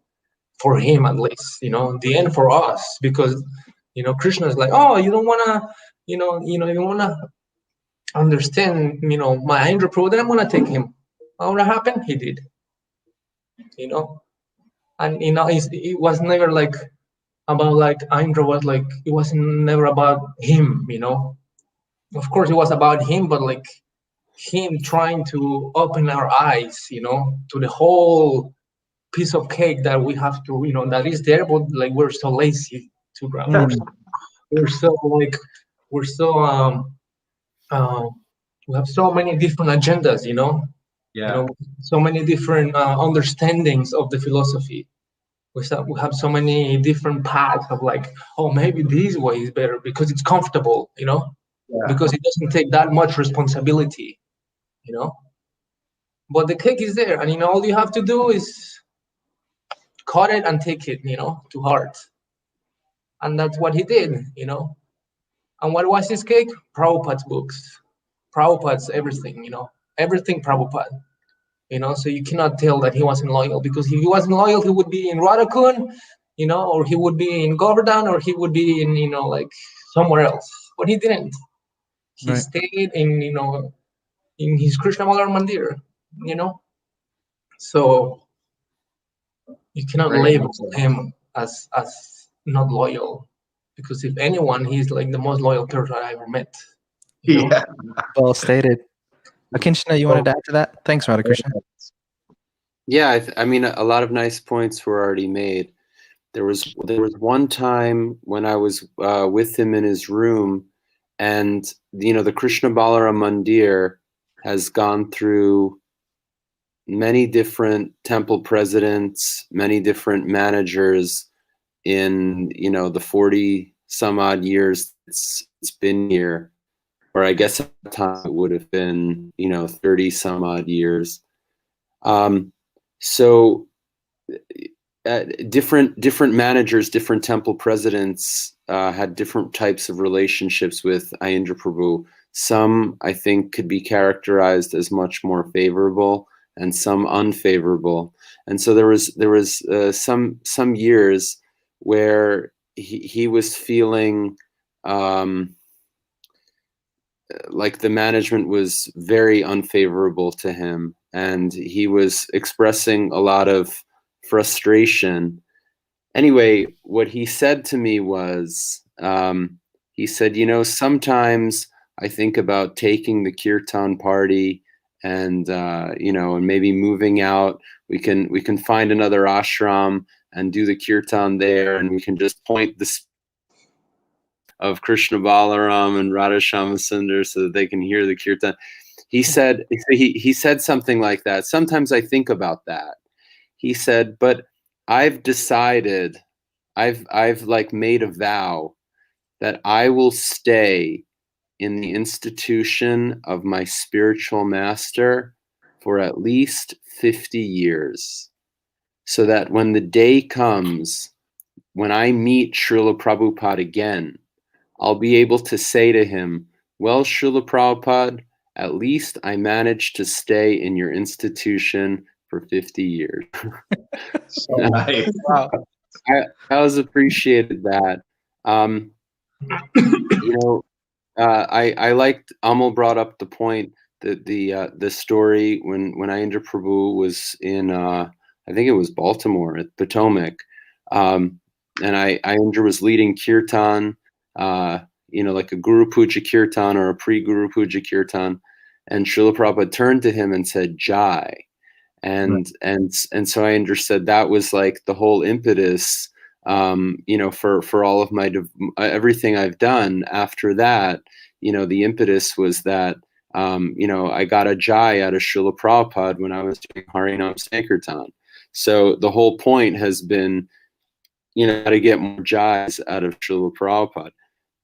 One story that I heard was that at a certain point, maybe when Aindra Prabhu was in New York City in the early 80s, he was frustrated that the devotees were not going out and doing Harinam Sankirtan, that Harinam had become a a much, much less prominent feature of the Hare Krishna movement than it had been. And so he was kind of complaining about that, and he was frustrated and upset. And one of his godbrothers said to him, Aindra Prabhu, instead of complaining that the devotees aren't going out with you and doing Sankirtan, why don't you do Sankirtan in such a way that it's that people feel inspired, that people are like attracted, and that they feel inspired to go out with you. And so anyway, from what I understood, Aindra Prabhu really took that to heart as like being an instruction from his spiritual master. And I think, if you consider, Aindra's example, how he like embodied that instruction in such an incredible way. I mean, practically speaking, he like inspired the whole Hare Krishna movement with his like ecstatic style of Sankirtan. The whole movement has become like more enlivened to do Harinam Sankirtan, and I think Aindra is like, absolutely at the forefront of that wave of enthusiasm. So yeah, I mean, I think there's many things we could say about his fidelity and faith in Srila Prabhupada. Certainly he heard very, very thoroughly from Srila Prabhupada. One story that comes to mind, there was a devotee that went to Aindra Prabhu and he said, Aindra, how can I remember Vrindavan even if I'm not in Vrindavan? And so Aindra started answering the question by saying, well, there's a book, Vrindavan Mahimamrita, with so many beautiful descriptions of Vrindavan. And if you'll read that book, then you can always stay absorbed in kind of consciousness of Vrindavan. So he started by answering that way. And then he paused and he said, wait a second. Have you read all of Srila Prabhupada's books? And this particular devotee was kind of like, oh, well, yeah, I kind of read parts of it or something. But it was like, his answer was like, it wasn't really that solid. And Aindra just started blasting him. He said, forget about Vrindavan Mahimamrita. He said, what are you doing in this ISKCON movement? What are you doing if you haven't read all of Srila Prabhupada's books? He said, I read all of Srila Prabhupada's books within my first 3 years in this Hare Krishna movement. The whole Bhagavatam, the whole Chaitanya Charitamrita, all the big books, all the small books, and even all the Back to Godhead magazines. Wow. I remember my friend Premamrita, he told me at one point he was on the night shift. And he, every night when he would come back at 1 a.m, we know Aindra kept an incredible odd schedule and he wouldn't sleep, for most of the night, oftentimes. He said every single night that I was walking by Aindra's room, coming back to the ashram after my night kirtan shift, Aindra was always listening to Srila Prabhupada's lectures. And there was one time I was in a car with Aindra. There was a devotee offered us to drive us to a program, nothing planned ahead of time. We went into the car and the devotee turns on his like CD player and a lecture of Srila Prabhupada comes on. And within the first 15 or 20 seconds, the first 1 or 2 sentences that Srila Prabhupada says, Aindra immediately says, oh, I love this lecture. This is the lecture where Prabhupada says this and this and this and this. And he was like, he had heard so thoroughly from Srila Prabhupada that he knew everything that was in the lecture, that was in this kind of random person or CD player. So, and anyway, just the fact that, this 24-hour kirtan, it was an incredibly important service that Srila Prabhupada really wanted to establish. And, maybe people take it for granted now, but if you can hear from the older devotees that were there in Vrindavan, it wasn't easy. and they weren't able to maintain it until Aindra came and was able to and he fully dedicated himself to it. And, beyond that, he made it something like ecstatic. He developed a style of kirtan that, was attractive to devotees from all over the world. And, and it's somehow still going today. And, it's like the Krishna Balaram Mandir is like a magical place because of that kirtan. It's, for all the different temples in Vrindavan, our Krishna Balaram Mandir is like, it's one of the most happening places, and it's in no small part because of that 24 kirtan. So it's genius that Prabhupada wanted that kirtan, and it's completely to Aindra's credit that it exists. Mm. And sorry, I just one more thing. Just I'm reminding myself. There was one time. I don't know if this story is going to come out right, but there was one time where Aindra was telling me about, there's different types of kirtan. He said there's a type of kirtan that's like the Maharas Leela, where you're doing kirtan with all kinds of people, and then there's the more intimate Ras Leela that is more exclusive, like to Radharani and her friends. And so some kirtan, it's like when you're doing it with a close-knit group, and then there's another type of kirtan where you're trying to engage all kinds of people from the public and things like that. And so what I said was, Aindra Prabhu, you're very lucky because even though you're doing the kind of kirtan like the Maharas Leela type of kirtan, because there's all kinds of pilgrims always coming through the Krishna Balaram Mandir, so you're doing kirtan with all kinds of new people and strangers and like that.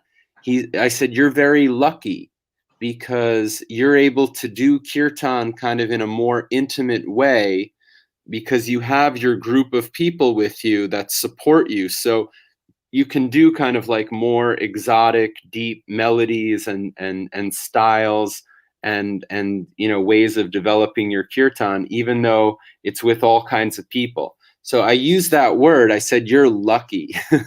and Aindra said, yeah, I guess you could say, it's luck that that we're doing kirtan this way. I think I'm telling this story wrong. He said, but actually, it is by the determination of one man that we have what we have here today. Mm. So, I mean, how many devotees, however dedicated to Prabhupada, have stayed living in the brahmachari ashram of an ISKCON temple throughout their entire life? That's a rare thing. That's a phenomenal thing. And, he's someone that was able to do that. I think, anyway, after spending a long time with Aindra, at one point I was with my guru and something that we were discussing, and my guru just laughed at me. He said, Aindra made you such a fanatic. In other words, he was joking that my kind of my level of trust and faith and in Srila Prabhupada, it really changed as a result of my association with Aindra. So how would that be possible if Aindra himself is not exceptionally faithful to Srila Prabhupada? Right. Just wanted to go ahead. Yeah. What Akichana was saying about the books, and Aindra also said about his book, and he said that before you read my book, you should read all of Srila Prabhupada's book. And many people feel like, oh, it's a controversial book, so let's read it first. Many people get on that wagon. But Aindra Prabhu himself said, first read all Prabhupada books, otherwise you will not understand my book. Hmm. Yeah.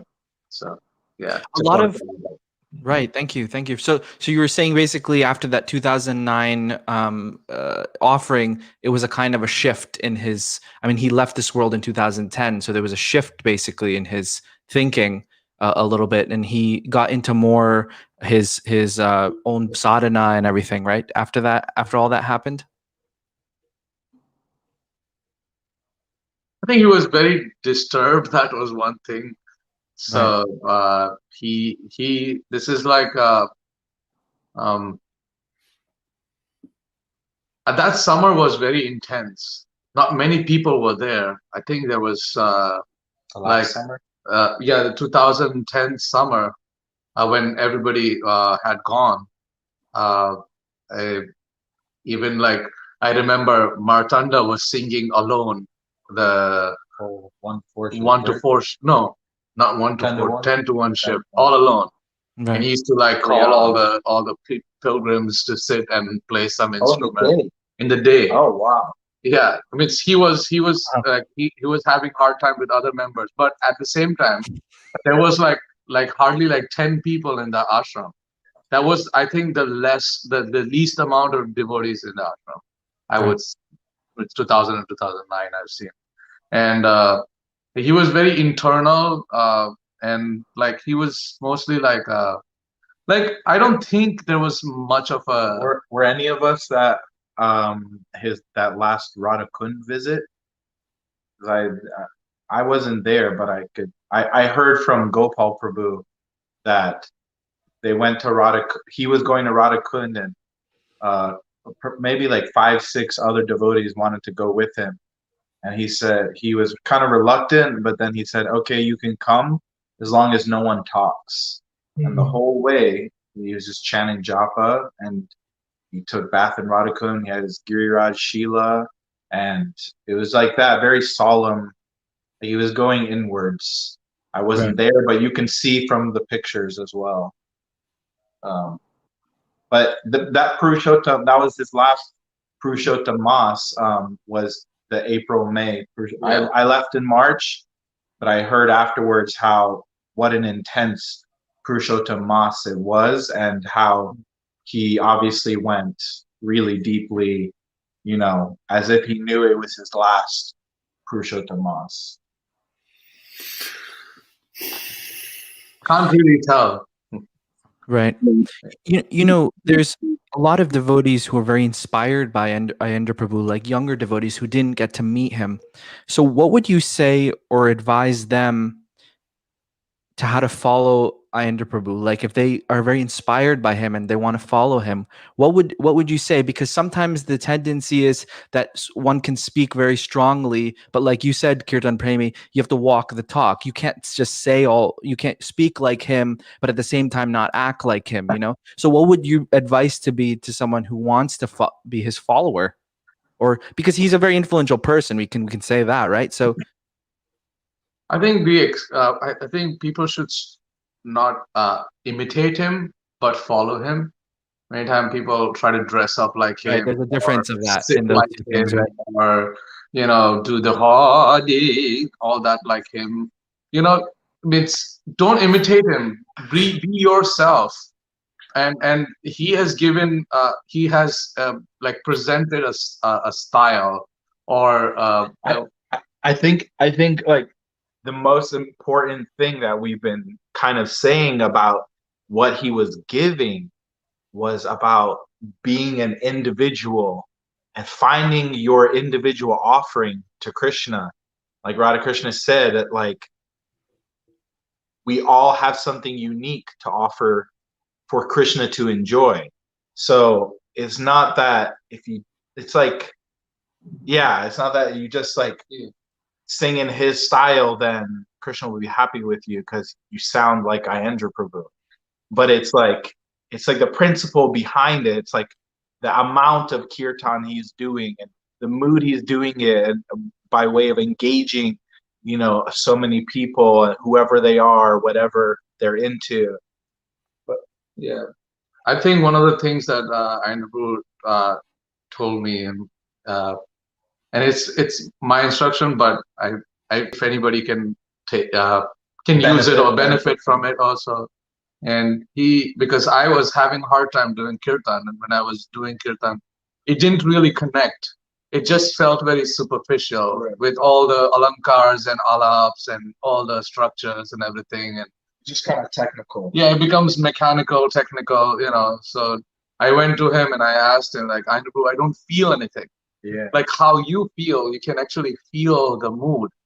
But I don't feel anything. And the first question he asked me is like, how is your sadhana? Right? How is your chanting? And I said, it's not really that good.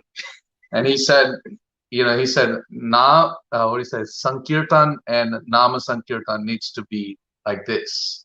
They need to be equal. They should not be one low, one high.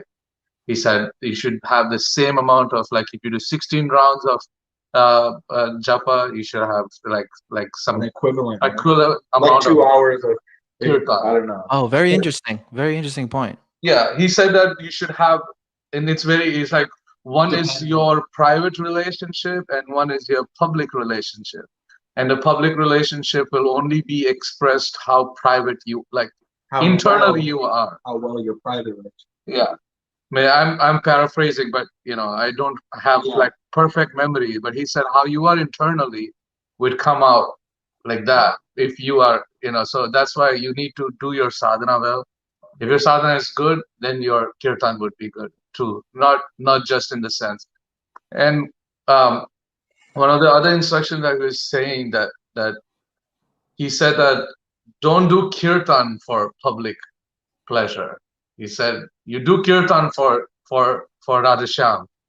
And if you put, it's like he gave you an analogy of, if you put water in the roots, then all the leaves are, then you don't have to worry about every, like, oh, branch, which is distraction. So he said that better just focus on the devotees and do kirtan for them. So then so if somebody can benefit, it was personal, but I think it's a very general kind of instruction that he gave. I mean, I wish somehow I had been able to record it in my last interaction with him when he spoke to me.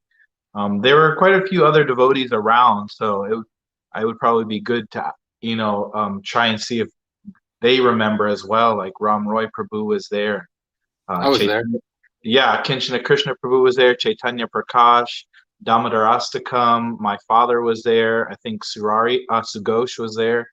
But the overall gist of his like last instructions to me was in that similar understanding of just wherever I go to try and do kirtan with the highest goal in mind. First of all, do kirtan as much as you can, as much as possible in your daily life, and the mood behind doing that kirtan, it should be like an arrow, one pointed, and that should just be for the pleasure of Radha and Krishna and Lord Chaitanya.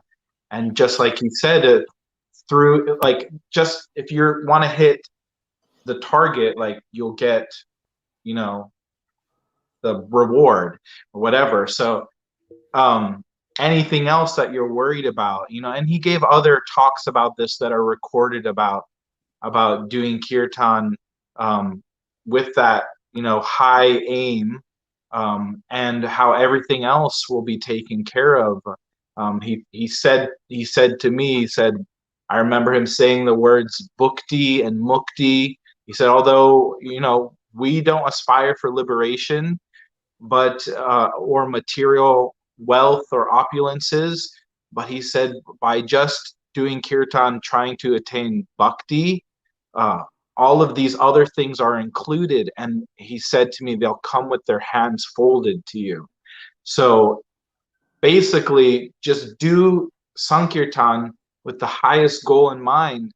And he said to me, all these other things that you're worried about in life will be taken care of. And he also has a nice story about how he said, just do kirtan Vrindavan, and Radharani will take care. Yeah, Radharani will take care of you. And there's so many stories. He himself, out of money, out of ghee for cooking for his deities, and that very day someone comes in with what he needs to serve his deities. And so, I mean, I can say personally, I've tried to follow those instructions, at least when it comes to the mood and purpose behind when I do kirtan, and I'm experiencing it firsthand in my life ever since he left, where like Krishna's taking care of me in a very mystical, magical way. Like I may not have faith in Krishna myself, and even Srila Prabhupada, so to say, because I haven't understood all his books and everything, but because I love Aindra Prabhu and I know I have faith in his words, and because I know he loves Krishna, I feel like what he spoke to me, like almost like Krishna has to fulfill his instruction to me, almost like, well, because Aindra Prabhu told Amal that if he does kirtan in this mood, he'll be taken care of, then I have to, so it's seriously almost, it's like that. Like I just have faith in his words, and it's hard, but I experienced that, so it's just really magical and he talked all about how Krishna wants us to be dependent on him. And it's such an interesting, it's not interesting, but it's not preached in our movement, but it's actually the highest, it's all through Bhaktivinoda Thakur's bhajans about Krishna being your maintainer and everything. And coming to that understanding is very high, actually, but he was saying it's like one of the most basic, simple things to try to take is just learning to, do Sankirtan and have Krishna be your maintainer, and you're dependent on him throughout life. And it doesn't matter like if Grihasta, Brahmachari, Sannyasi, Vanaprastha, your Varna, whatever. But he spoke to me like that. And so that's some of the instructions that he gave that others can try and follow if they have that faith. Wow. Amazing. Very, very, very deep realization. Radhakrishna, what about you? Like, what would you say to someone who, I mean, you had so much association with him, you more than everyone, from whatever, 2005 all the way. So you were with him for so long. So what would you say to someone who wants to also, follow him? I mean, it's all about Prabhupada, It's like when you realize that what am I doing things for, What do I want to get out of, following Aindra Prabhu, or like following Prabhupada, or like my sadhana, or like my actions. Like, you cannot say I will follow Aindra because it's not right, Aindra Prabhu is like very, very advanced and high, but like you have to understand that he was following Prabhupada. So this is not Aindra's moment, don't take it that way, because then you're misconceiving things, It's it was not, Aindranized things, it wasn't Aindra's movement, it wasn't Aindra's, cult, everything. It's not a cult, it's not Aindra's cult. It's all, like we said, mentioned before, it was all according to what Prabhupada wanted, So first you have to understand that. Great point. You can follow Aindra Prabhu, but you have to understand that Prabhupada, it's always, like Aindra Prabhu was like inspired by Prabhupada. So there's two different, it's dangerous, Yes. Two different roads. So, and then after you realize that, then you have to, like Kirtan premise here, don't imitate Aindra Prabhu. You know, don't dress like him. Don't try to understand. Don't try to repeat the things he said without understanding and realizing what they mean. You know, because I can tell you right now, oh, Aindra Prabhu said this, but that was Aindra Prabhu, and he realized these things. You know, so by quoting Aindra Prabhu, you don't become any advanced. Maybe it helps you to understand that, oh, this is the way, and you know, but you have to have your personal relationship, like Amal said, you know. Then I mean, if you want to really like connect with Aindra Prabhu, then you have to do things with purity, you know. You don't have to, like, when, for example, when I came to Vrindavan, and I was like, you know, because I, you know, became like good at cartels and whatever. So like I was learning from Adiras and Bhakta Greg. I was always looking at them and, like, and kind of being envious, you know, like Aindra Prabhu loves them so much because they're so good at it, you know, because they can deliver what he wants, because they can do like things that, like, wow, you know. So I was like, how can I become like that, you know? How can Aindra Prabhu notice me? How can he like me? How can he, like Amal mentioned before, how can he want me, you know, like how can he need me, you know? Right. Like you wanted to be like no matter, do whatever you know you could do to like, you know, have his attention, have his love, have his care, have his, you know, like his compassion, you know, on you, you know. So then because this envy, you know, like you just transform it, you know, into something else, you know, to some, like into love, you know, kind of thing. Like if I want Aindra Prabhu to notice me, then I have to be a good example. You know, I have to do a good saran. I have good saran. I have to be not in his level, because I will never be, but like on that path, you know.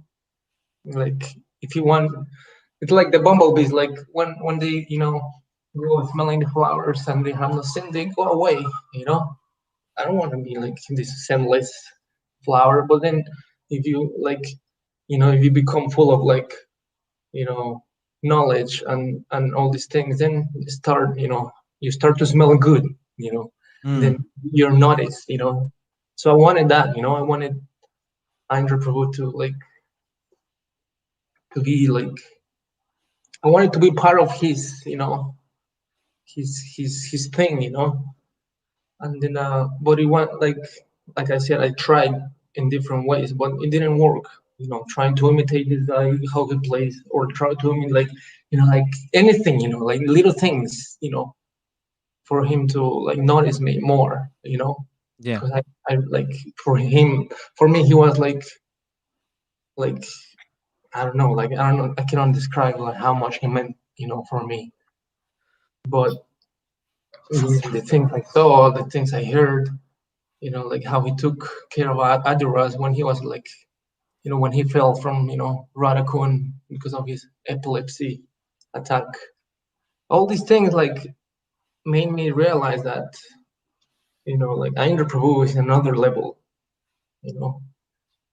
And then if I really want to be a good follower, be a good, you know, a good per se, not disciple, but like, you know, a good devotee in general, you know, I have to understand that Prabhupada has given us everything, you know, that Prabhupada has come to this place, you know, to give out compassion for everyone, you know.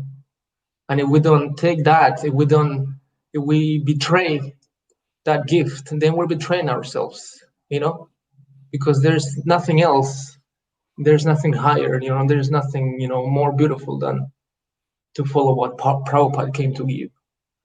And it happens that Aindra Prabhu did it. And we didn't meet Prabhupada.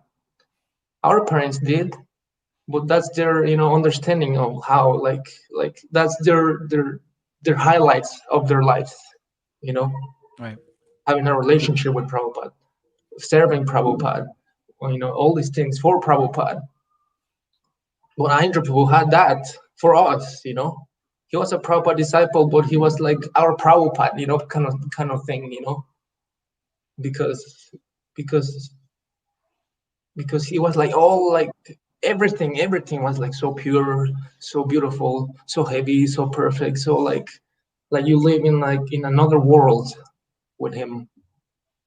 And then if you want to follow Aindra Prabhu, you have to understand that this is it's not a cheap thing, like he used to say, like it's not a cheap thing that to want Krishna, to try to reach Krishna.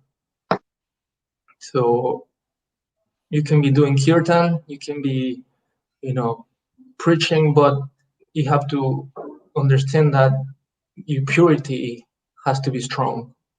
Your kirtan has to be backed up by your sadhana, by so many things that needs like, otherwise, like you said, like you're just making noise, Mm. And then like personally, and it's like this is like the way I've survived, without him physically, is that I just every morning pretty much, or any during the day, like I close my eyes and I just like find myself in Vrindavan, like next to him, or like in his room, or like just like even seeing him walk, like I find myself there, and then I think to myself, I tell to myself, this is what I want. This is what I want to experience again. It's like a filter to my life, to my actions. Like, first you have to be a good devotee. You have to do all these things, but not because you have to, because you want to reach that place again. Like, so when you find yourself, like I know like so many devotees from Delhi, they love Aindra Prabhu so much. They all used to come. They used to like from Delhi, from everywhere in the world, and they all wanted a piece, of the cake, like we all did. And they trying so hard, like to come from Delhi, to do kirtan, like because they have work, because everyone has their own agenda, like I said, and it's fine, because like you have to be responsible as well. But the main thing is that anything you do won't be enough if you don't add sankirtan to it. It's just like it's something is missing. Mm. And he was given that, like whatever you do, do kirtan. You have to work in Delhi for 10 hours. Try to do kirtan as much as you can. You have to go back to Roshan, like do this and that, like, but do kirtan. But not just kirtan, just not voice, like noise, and like, like you have to make your kirtan so pure that you can actually do something for Prabhupada movement, that you can attract people, to this pure, movement, because it's a pure movement, So, sometimes we think that, we don't have enough skills in kirtan. We don't have a pretty voice. We cannot play mernanga, or like that's secondary, like you said. Like you can clap your hands and go in the streets, but if your heart is full of purity and like the right Intention. intention, then what else do you need? So if you want to be close to Aindra Prabhu, then you have to understand that it's all, everything comes, it's like hand to hand, your sadhana, your kirtan, your actions, everything. And then Krishna will, you eventually will, like realize things and, go through things, but he will always be, it will always be that connection that you want to have with Aindra Prabhu, and he will, appear to you. He will send someone to you, like, to help you out.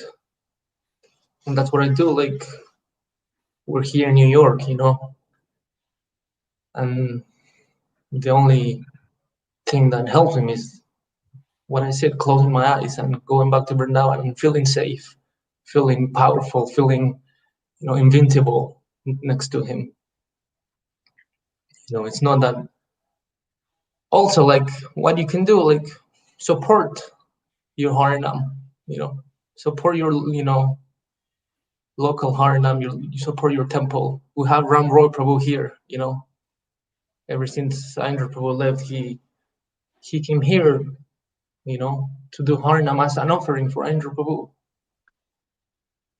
So, like, you can say, oh, I love Aindra Prabhu, I love Prabhupada, I'm from ISKCON, but, like, are you really? Like, what are you doing to, like, have that title? Are you going out to the streets? Are you helping out your local Harinam? Are you going to the temple to wash some pots, to clean, the floors? Or just giving donations and you think you're gonna go back to Godhead? It's not like that, So, we have so much facility.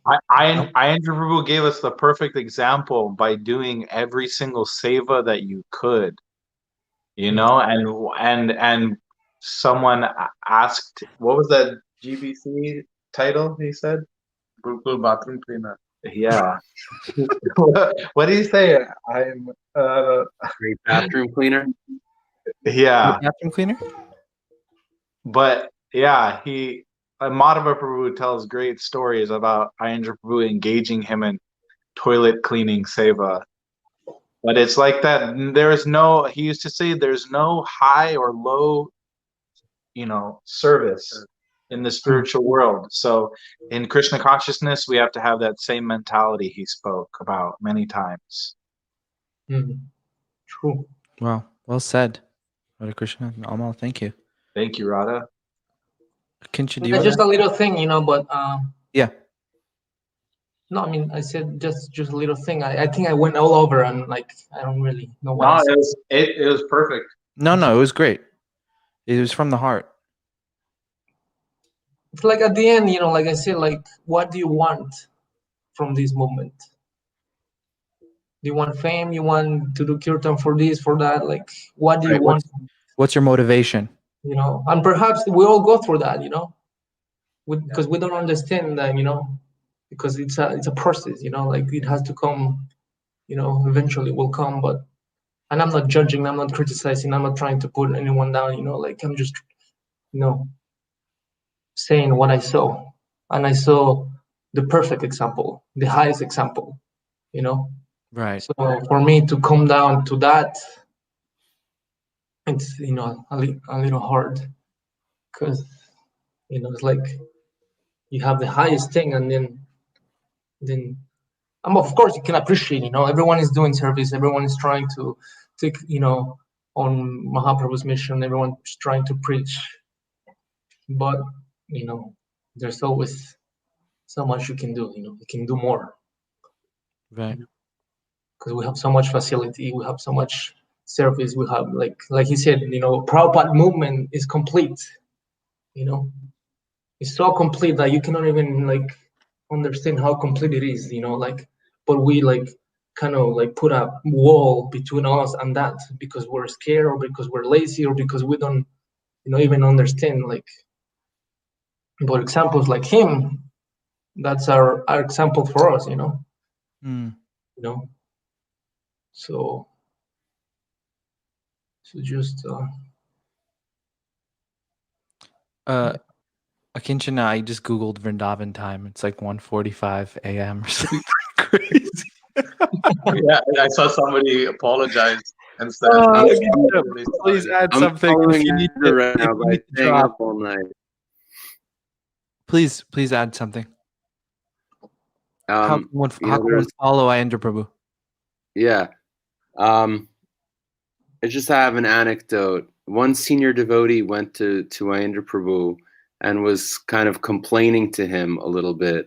And he said, Aindra, these days, I've spoken to some of these young kids, and they say, we don't chant japa, we just do kirtan. We're following Aindra Prabhu. And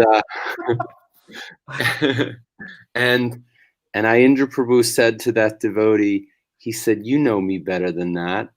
I never preach such nonsense. I'm chanting 116 rounds every day. If someone wants to say that they're following me, at least they can chant their 16 rounds." Wow. Wow. So, yeah, I love how what Radha Krishna said. Following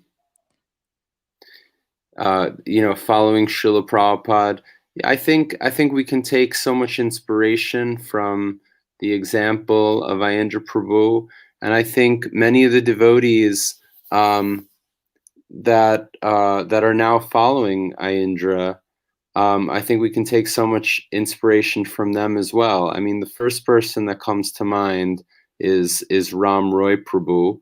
He's done absolutely phenomenal service, out of his love for Aindra Prabhu. And I think, right there's everything you need to know. Look at Ram Roy. And, you can see what it means to be an empowered, beautiful follower of Aindra Prabhu, or Mala, the contribution that he's made, the dedication that he has. I think that's, it's tremendous. It's tremendous what he's done. And then, so many good people that have dedicated to 24-hour kirtan. I mean, the list is long. Govinda Prabhu, who's now, in charge of the party, look at his dedication for so long. Gopal, Vrindavan, all the years and the sacrifice that they put in. Bhagavat Purana still going strong. I mean, all of you as well. You all are, the amount of kirtan you all are doing, traveling and preaching and things like that. I mean, this is a part of the beauty of Aindra Prabhu's legacy, is all of you saying, speaking his stories and his glories and things, but also following through and trying to share what his real instructions were and his ideas were, and how to follow Srila Prabhupada's instructions of what the ISKCON movement was about. Sorry to interject there, but I wanted to give you guys kudos as well. Yeah, I mean, personally, when I think of what I feel Aindra would have expected from me, I feel I fall very, very, very far short of that. But in any case, whatever it is, I still love Aindra Prabhu, and you can just try according to my very limited, humble capacity, according to my very fallen, conditioned nature, try to make some kind of contribution. But again, I'm like looking up and having great respect for so many of the people that I see that are really inspired, incredible examples. Right. So I feel like you want to follow Aindra Prabhu, you can look around and see how some other guys or not just guys, how some other devotees are doing that, and you can learn tremendous amount. Very nice. Very nice. Okay. Well, we're at 2 hours and 18 minutes, and I like to just perhaps end it here with going around and just maybe some closing words about what he means to you, like from the heart, what he means to you, not just stories, but from your own personal experience. You can me if you want to start. I think I always hungered for a person of substance. And growing up in Bombay, which is like the heart of bureaucracy in ISKCON, I always looked for. Shots fired. I always looked for like pureness, and I grew up in Bombay. I will tell you, it's all about who has the best life member, who can earn the most money for the temple. I know it's all important. We just had our temple, what do you call, 43rd anniversary. Mm. And I'm not saying somebody's service is menial or somebody is more less important, you know. Just for me, because it's about me personally. Yeah. I always felt to find a person, not only just who walks the talk, but also is like try to be more uh, uh, like in a sense simplicity. Yeah. You know, simple chanting, simple living, simple. That's, you know, I think everybody tries to find, you know, and I found that with Aindra, and he was such an amazing person in that. Uh, I that's one thing I loved about Vrindavan is that I found people like that, like Aindra Prabhu, like Kurmaruba Prabhu. They're all simple devotees who are like they're realizing the highest by doing simple service, you know. Right. Not by like doing something that's like, you know, takes PhDs and, you know.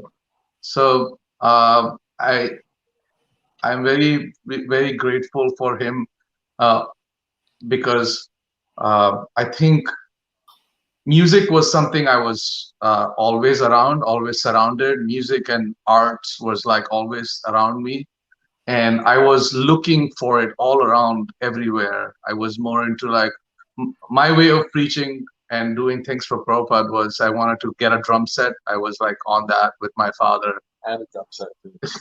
And I wanted to be part of a rock band with my school friends. I wanted, you know, one friend will play bass and guitar, and I was, you know, we were gonna make spiritual songs, and you know, I was inspired by the 108 band and Titikshva Karunika, and you know, all these bands. They would a few glimpses here and there would come. So I was very inspired by music, and I kept looking into that world. I was going for to concerts of like metalheads, and you know, and my father, by Krishna's mercy, always kept me away from there because there was bad association. So I am very grateful to him, and then, but music was always around, and I kept looking everywhere for it, and I just didn't realize that it was right under my nose. It was right there. Kirtan was our day-to-day thing. But like what Kinchana Prabhu was saying, how it was in Tuaco, just like, you know, but then you come to Vrindavan and you experience the full charge of it, like, you know, the beauty of it, and you can see it in this way. Like, oh, that makes sense. That's beautiful. Like, you know. Right. So I am very, very like I'm very grateful that Aindra Prabhu encouraged me in that way. He gave me that service, and for me, I think I am who I am because of him. I cannot give credit to anybody for who I am. Um, and the thing I would say is that I'm just burning my good karmas, and one day, you know, to actually follow Aindra Prabhu, it'll take lifetimes. So I've just begun. So for me to actually follow all the things that he has said, it would take a long time for me, and I'll keep coming to you know, realize one thing after the other. So, and I always am very grateful for him to engage me where I had a very rough time being labeled and pushed away. as you don't have any service. You can't do anything. You're like useless. That's what. So and doing kirtan and just doing kirtan, I never had this vision. I never in my wildest dream had this idea, oh, we'll travel around the world and we'll go to South Africa and go to Australia and go to America and do kirtan. Never. The whole idea was to just be there with Aindra, sit and do kirtan, because that's what we like to do. But then it's just happening. It's all Aindra mercy. And it just like in Krishna's, Prabhupada's, and Aindra mercy.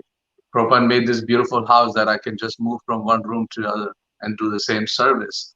So I'm really grateful to that. And I think if Aindra wouldn't have been there, I would have taken a whole different route and would have been very skeptical about my growing in Krishna consciousness.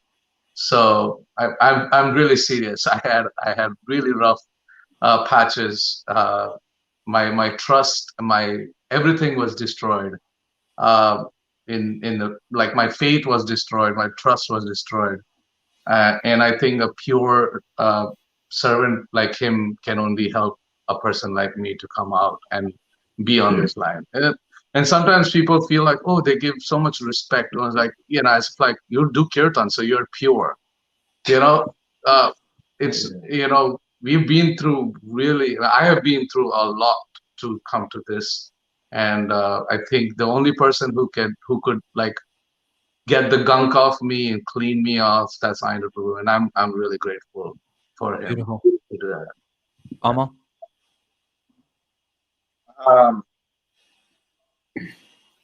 I've been like thinking about what to say, and along the same note of gratitude, in the time I was living there, I remember someone who was living in America posted on Facebook. It was kind of like a question, and they said, I wonder if Srila Prabhupada would be happy with all the young men going to Vrindavan and just doing kirtan, or would he be happier if they stayed in the West and went to school and entered society as responsible, career-based men, and then shared Krishna consciousness in that setting, rather than kind of running away from your responsibilities and your problems to go join the 24-hour kirtan. And it just really it kind of hurt me a lot, because I felt like they were referring to me. And looking back, I can 100% say that Srila Prabhupada would be happy with my choice. And I know that because his pure servant was happy with me for making that choice. And when it was time for me to leave Vrindavan, it was very hard. I was very emotional. And Aindra Prabhu was very happy to see it being hard for me to leave. And he was happy to see me crying to leave. And he said, I'm really glad, Amal, because that means you've started to understand a little bit about what Vrindavan means. So to me, it's like in my time there with him, every single day that I got to do kirtan with him, I never felt unfulfilled. I never felt like, and I know everyone else who did kirtan with him can say the same thing, that they never felt like they needed to be anywhere else in the world doing anything else. And so I can just really say that with conviction now, that I am just so glad that somehow I had the intelligence and inspiration to go in his final few years and just take advantage of his association. Because I know there's so many devotees crying because they didn't get that chance, like actually devastated. I know you, Namras, were planning to go, you know, while he was still there, and you came just 1-2 months after he left, and you yourself, you know, served so nicely for like, what is it, a year and a half, 2 years, Yeah, yeah. you know, so I just don't ever want to take that for granted, what he gave to me, in that sense of trying to really reside in Vrindavan, at least, you know, if not physically, mentally, and then the ability to share that with others, you know, like he's saying, like, doing kirtan is not a sign of purity, and I make no such claim that I'm doing kirtan in its truest form, in the way it's meant to be performed, but I know that kirtan is what gives you all these things we're looking for. I know that for a fact. And so I just try to do kirtan with that similar mood of giving that Aindra Prabhu gave to me and gave to us. And so I'm really grateful for that, and that's what he means to me. Wow. Beautiful. Beautiful. Radha Krishna? That's a hard question. What he means to me. I mean, imagine coming like blind into this already dark world, you know, and like doing all this nonsense and whatnot, and then you come in touch with this full moon, you know, this bright, beautiful, perfect, pure moon, and then it's like your judgment day, you know, like you like it goes through you, like, and then it takes everything from you, like all the bad, you know, and then the moon keeps on like guiding you in so many different ways, you know, and then she was like what I felt was that you know, I came to Vrindavan, and then, you know, it was like, since the moment I saw him and I started to feel love for him, I knew that I was gonna be hurt like anything, you know, when he left. Somehow I knew it, like I knew that this is gonna be one of the hardest things for me to handle in my life. I don't know why I felt that. So he was like, you know, yeah, he was our general, you know, and then everything he, you know, his example and like the way he wanted us to like do our sadhana, and like everything was like, it was like for us to show him during his kirtan, you know, it's like you've been training for so long, you know, every single day since the morning, since Mangal Artik till you know, till his kirtan, and then in his kirtan you're actually gonna show who you are, you know, what you've been learning in Vrindavan, what your day has been like in Vrindavan, you know, and every day, you know, because he's, you know, driving the boat, you know, every day you can stay further or you can go or be on the same pace, you know. So he was the captain, and he was like, the boat was going, you know, every day in Vrindavan, you know, and I felt like I didn't want to stay behind, never, you know, because imagine that, like, staying behind, and he's going ahead without me. So he really he transformed my heart, into something else. He made me realize so many things. So he made me realize how fallen I was, how useless I was, how everything, and then replaced everything for a goal, So when he left, it's okay, what's I still cannot conceive, the fact that he's not here.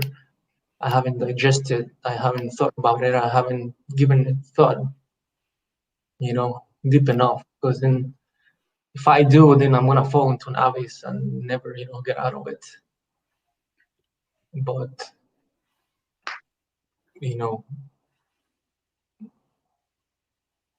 I don't really think that he's gone, because I know that, he's behind the pillars looking after us, he's, maybe in Times Square, looking after us, looking after his Rambo Prabhu and his everyone. So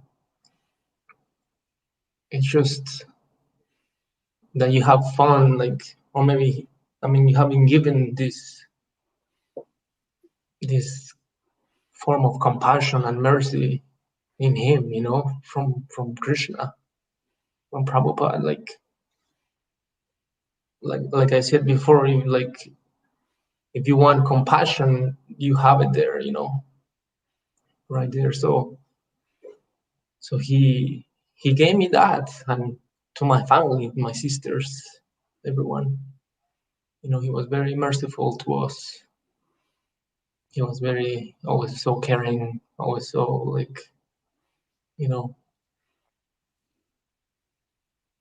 yeah,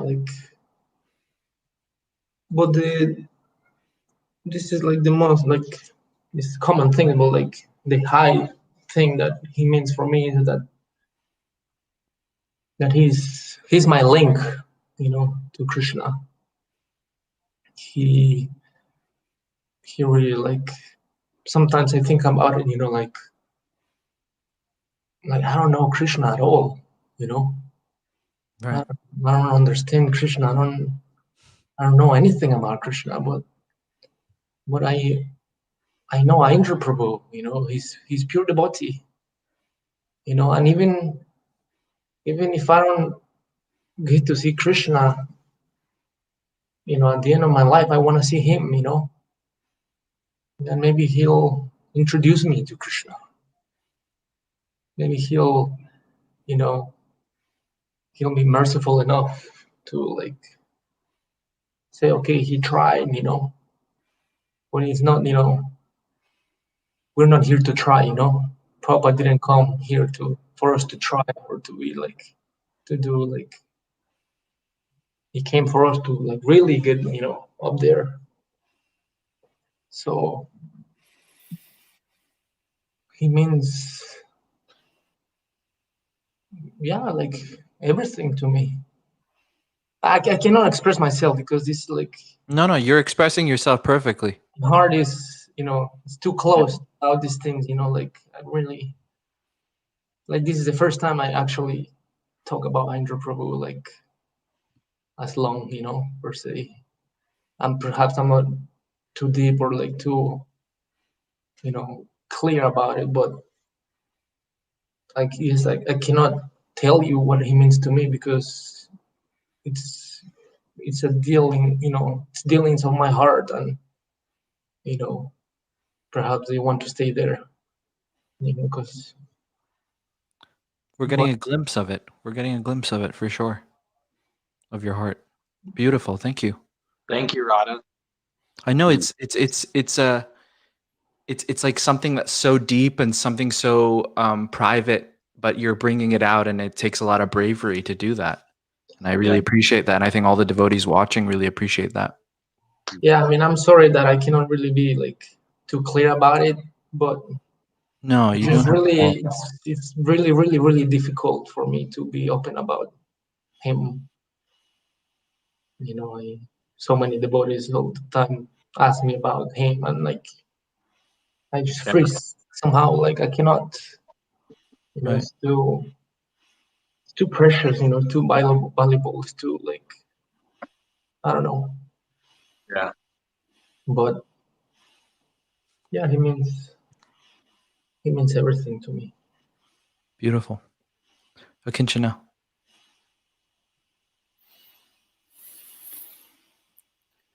That was great, Radha. I I guess I can just say Aindra he's the most important person I've ever met. He left an indelible impression on me. I have full respect for him as an unparalleled, exceptional Vaishnav.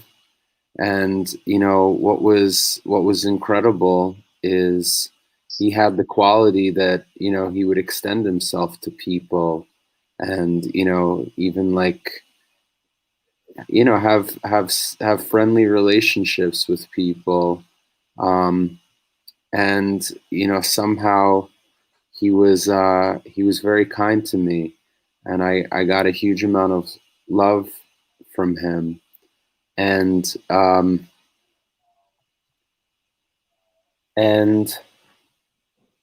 yeah, so losing him has it's been like losing a saint and losing like a best friend. And it's like a guide that really cares about you, and what's more valuable than that? And so yeah, I think about Aindra all the time. I have all kinds of all my little quirky memories. I don't know if anybody else, if it means anything to anybody else, but I think about all kinds of interactions I had with him, all kinds of things he said to me. He gave me some of the most important advice of my life.